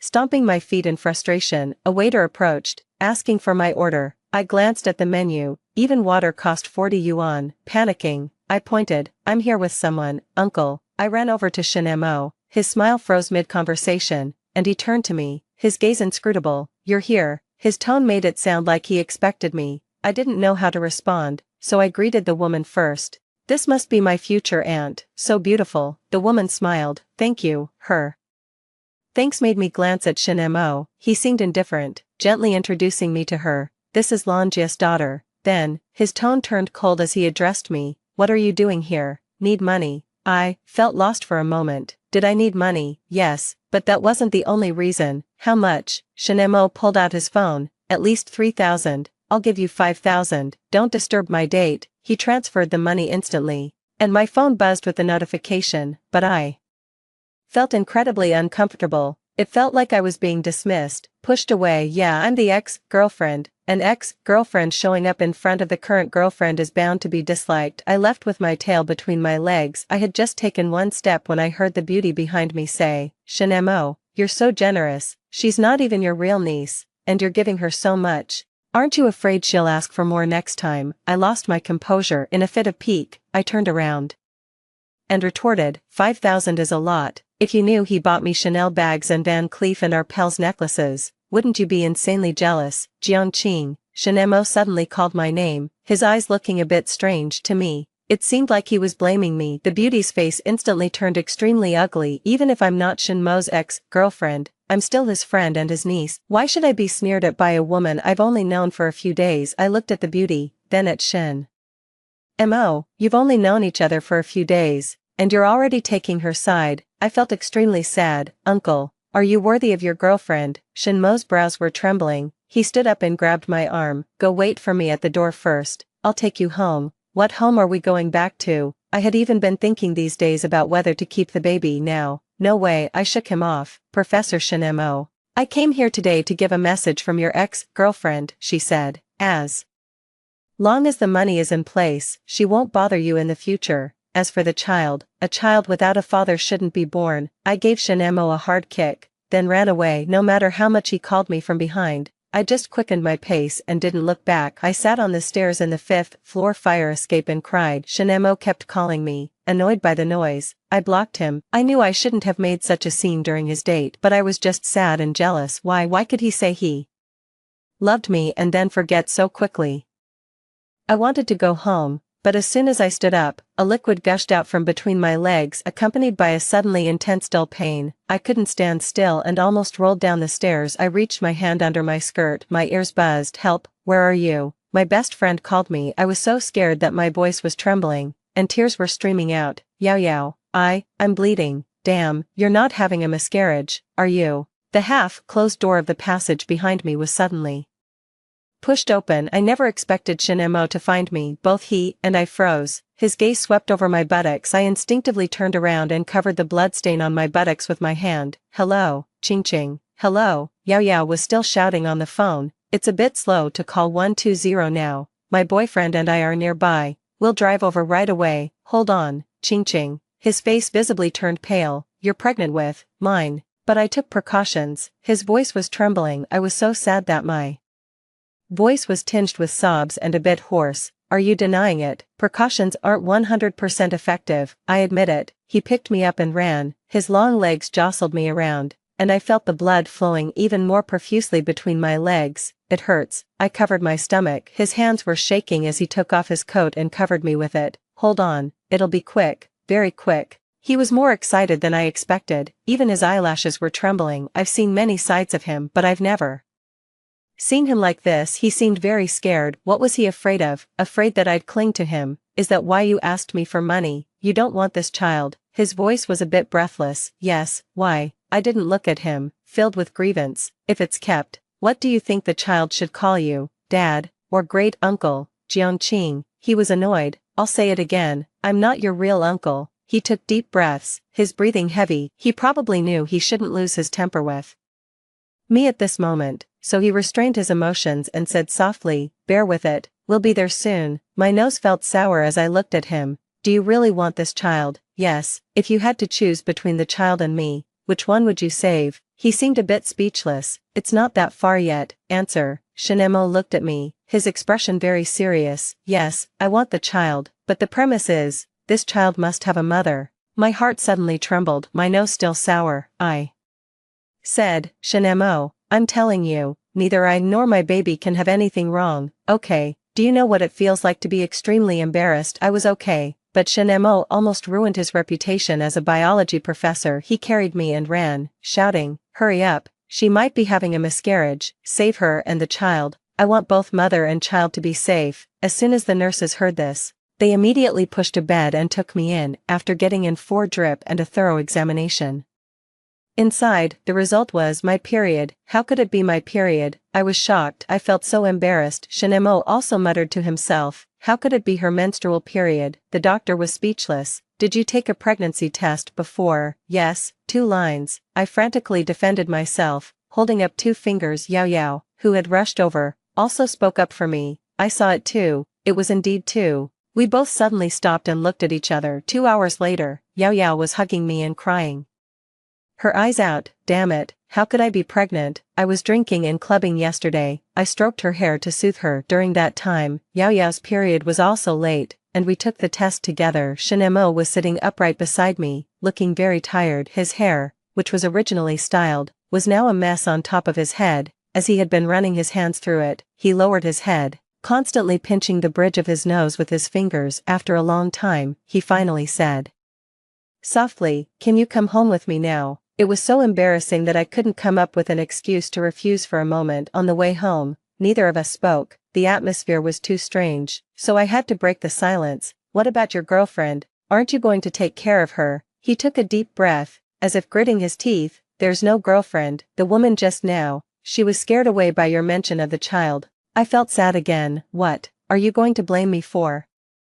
Ruining your relationship?" We arrived. Shinemo parked in the garage, then turned to look at me seriously. "Ching Ching, in your eyes, am I such a man who changes his heart easily?" "You clearly are. You even gave her a special note." I immediately shut up, almost blurting out that I had peeked at his chat history, but at the same time, I realized something. Wait, that chat record wasn't. Yeah, I deliberately took a screenshot for you to see. I just wanted to know if you really didn't love me anymore, or if it was just a lover's spat. So, he got out of the car and opened the door for me, nodding and smiling. "Yeah, I'm sure now. You still love me very much." I immediately retorted, but my heart couldn't stop pounding. My mind was like a mess at this moment. As a result, I almost instinctively took his hand and let him help me out of the car. My cheeks were burning hot. His hand was tightly holding mine, and it was also very warm. Ching Ching, make up. Before entering the elevator in the garage, he led me to an unoccupied corner and put his arm around my waist. After making such a scene, I was really too embarrassed to look at him. He gently twirled the hair by my ear with his slender fingers. It was so itchy, even my heart was itching and trembling. Okay.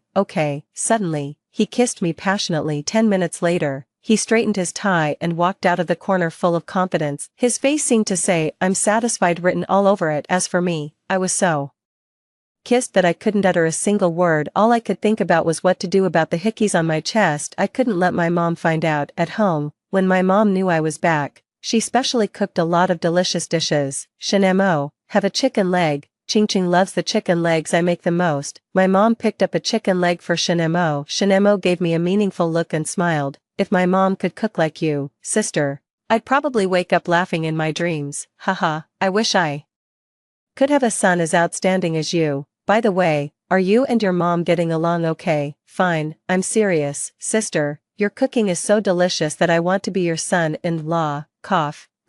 The rice suddenly choked out of my nose. "Slow down, no one's competing with you." My mom patted my back, but then her hand suddenly froze. She tugged at my collar. "What's going on here?" My mind instantly went blank. "Help." The collar of this pajamas was a bit loose, and my mom saw the hickey.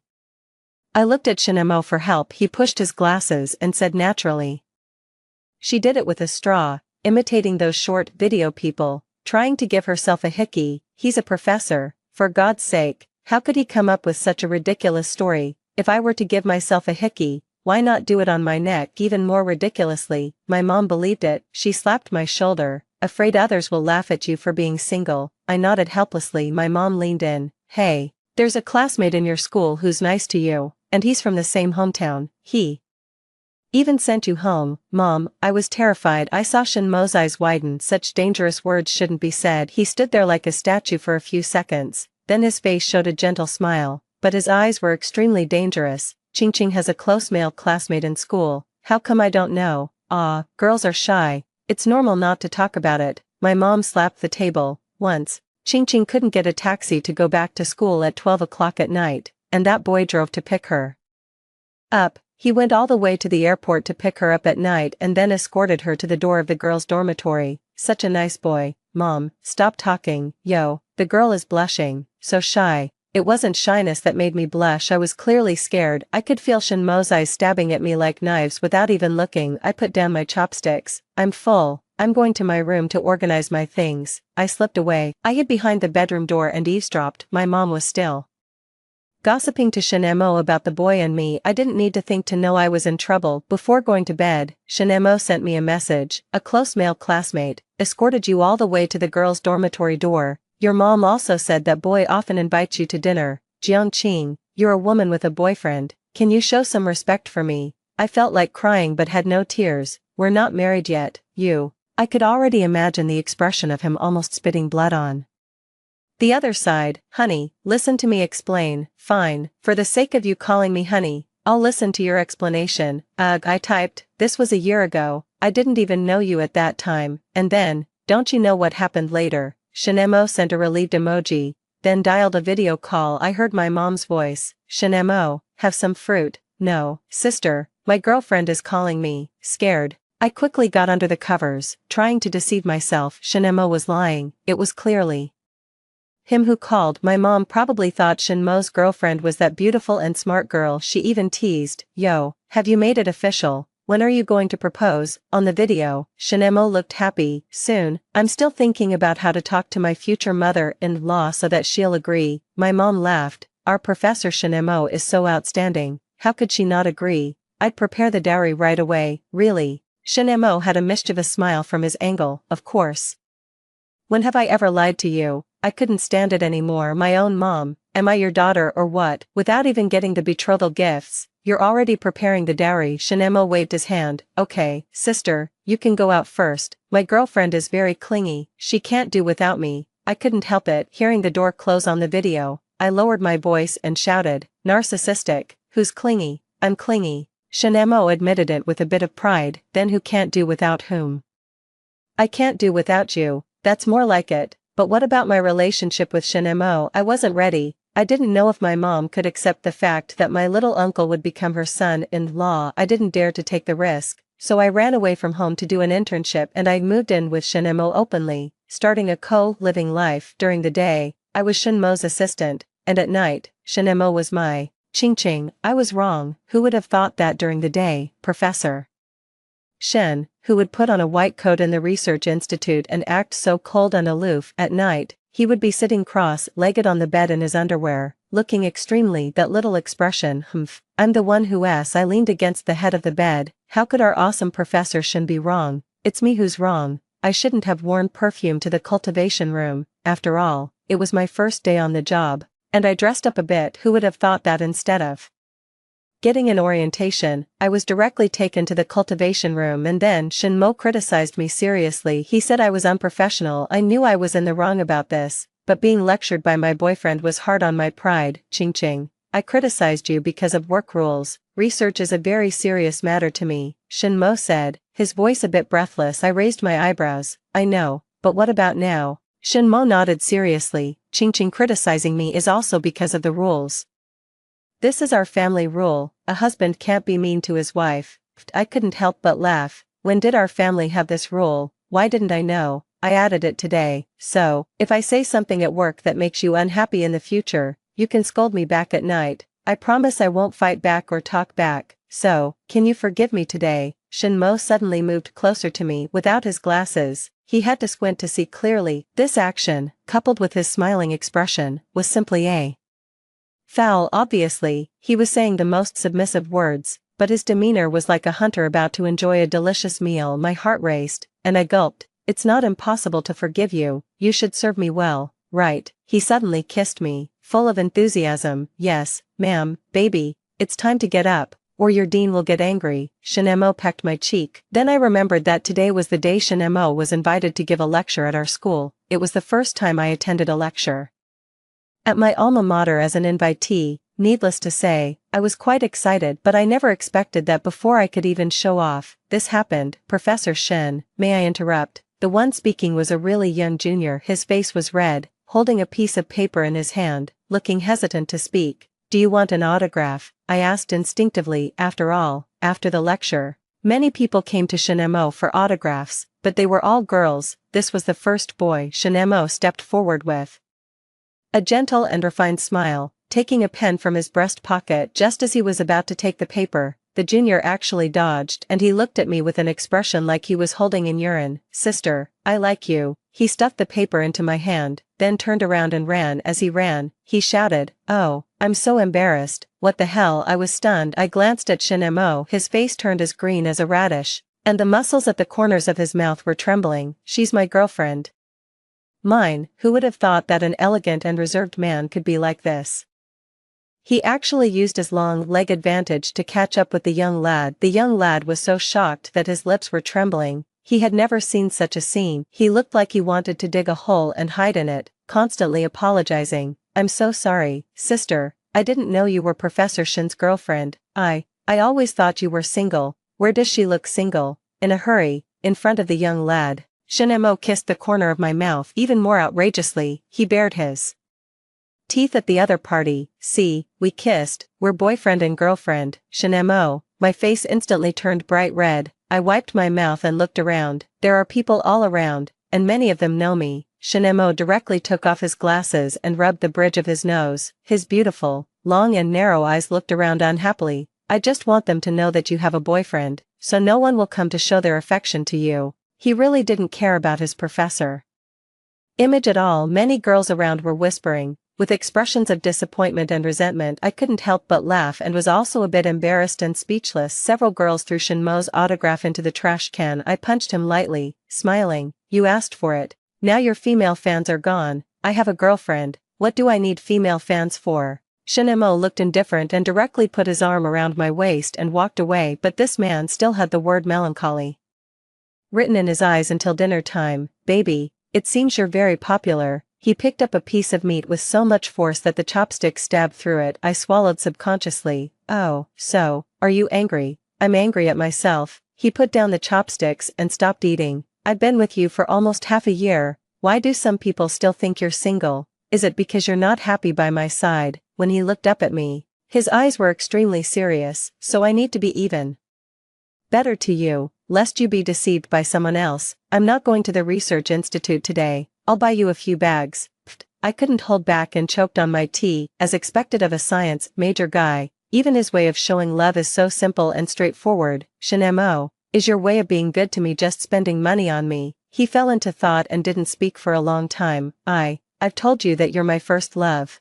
I learned how to chase girls and how to say sweet nothings from the comics you read." "Stop, don't mention those adult comics. I cared about my reputation." "Jiangqing, if I don't meet your expectations, you can tell me more directly. I'll learn." Seriously, looking at the handsome and earnest face in front of me, my heart almost melted, but at the same time, I realized something. Wait a minute, did you learn your Yandere traits from comics too? After all, some of his actions during kisses were exactly the same as those in the comics. I directly mentioned the name of a certain comic. He nodded. "I learned a bit of that naughty tone." Don't many people say that girls like that kind of naughty tone? Help, don't learn, never. The female lead in that one has Stockholm Syndrome, but I don't, and the male lead locked the female lead up in the end. This kind of comic would be terrifying if it happened in real life. He smiled softly and moved closer, grabbed my hands, and kissed them in his palms. "Don't worry, I'm not a child, I have my own consciousness. Although I'm possessive, I know very well that if I truly love a woman, how could I bear to make her lose her freedom? I'm just very worried that you'll leave me, like my mother did." Shinmo's mother ran away with someone else. That's why he came back to the country. After I went home with my new bags,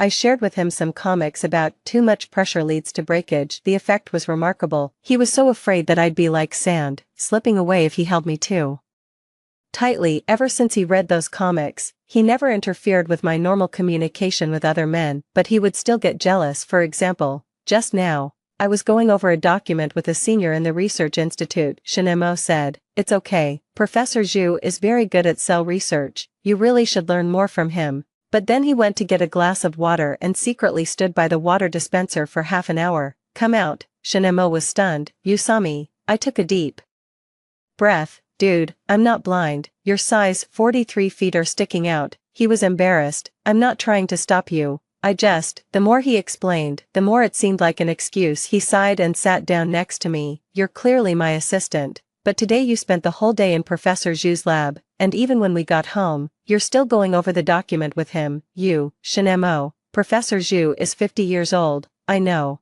I just mean it's already 11 o'clock at night. You should spend the rest of the time with me now." He put his arm around me, and using his body weight, he pressed me down on the sofa. Oh my god, his frowning little expression was a foul. For a moment, I wanted to kiss his lips. Scared, I quickly grabbed his phone and checked his browsing history. Sure enough, he had read some comics about cute young boys recently. Shinemo, that cute expression doesn't suit you. You're not the younger than you type, really. He raised his eyebrows, his voice very charming. If it doesn't suit me, then why are you swallowing your saliva? Or is it that no matter what I'm like, you can't resist me? Where did he learn such cheesy lines? Ching ching, I'm getting married the day after tomorrow. I want to have a meal with you. Remember to bring your boyfriend too. Because of a text message from Yao Yao, Shinemo and I took a leave and went home, but who would have thought this place was so small? Shinemo actually ran into an acquaintance in the restaurant. I nudged Shinemo with my elbow. Look, the little ant. What little ant? Shinemo frowned, then turned around. His smile immediately disappeared. I've already deleted her,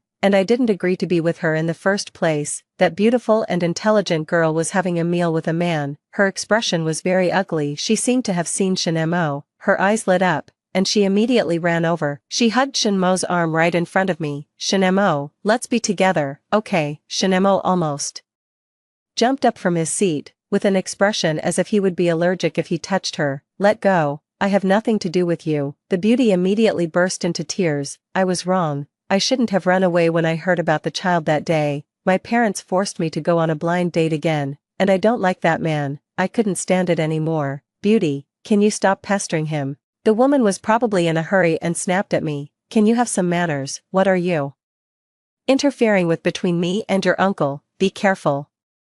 I'll tell your mom. I was stunned on the spot. I didn't even have time to react to what she said. My mind just went blank. What did she say? No manners. I may not have a father to teach me, but don't you have one either? I was so angry that I wanted to curse, but before I could do anything, Shinemo actually picked her up and threw her out. Of course, the woman kept shouting that she would go and tell my mom. I was a bit dazed. I hadn't thought about how to tell my mom yet. Shinemo and I booked tickets for the day after tomorrow and decided to rest at home these 2 days. My mom was cooking, and I was helping wash the vegetables beside her. I asked tentatively, Mom, if I want to find a boyfriend, would you agree? My mom paused. That's a good thing. What are the conditions of the guy? I was nervous, raised my hand tremblingly, and showed a number. He's older than me, by 6-7 years. Afraid that my mom would guess it was Shinemo, I changed 6 to 7. My mom frowned. That's quite a big age gap. Have you thought about when to have a baby? After the pregnancy misunderstanding last time, I didn't dare to think about having a baby. I shook my head.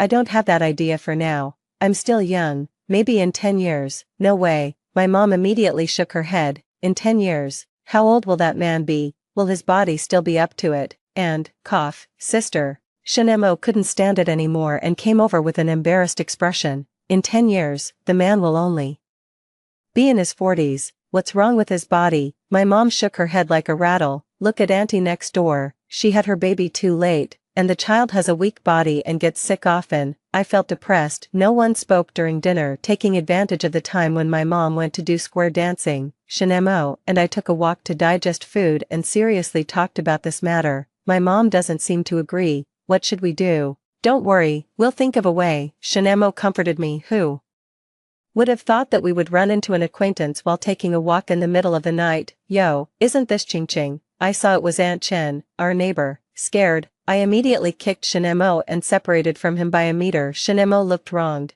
Aunt Chen, what a coincidence. I smiled. Aunt Chen looked at Shinemo with a motherly smile and whispered, is this your boyfriend? I heard from your mom that you're dating a professor. Tall and handsome. I didn't expect him to be so good looking. What? I was shocked. Wait a minute, did I hear wrong? I looked at Shinemo. He also had a stunned expression. Aunt Chen, what exactly did my mom tell you? Which professor did she mention? My question confused Aunt Chen. Your mom said you're dating a biology professor who studied abroad. Is it him? I saw Shinemo change his expression faster than turning a page. For the first time in my life he was stunned just now, but now he looked like a happy son, stepping forward gently and nodding. Yes, it's me. I'm Ching Ching's boyfriend. I just didn't expect my future mother-in-law to praise me in front of others. I'm a bit flattered. Future mother-in-law, wasn't he calling her sister at night? Why did he change his words so quickly? My mom actually knew this was beyond my expectation, but now that I think about it, My mom's reactions when talking to Shinemo didn't seem to be without signs. My mom said that if it were her, she would prepare the dowry for me right away.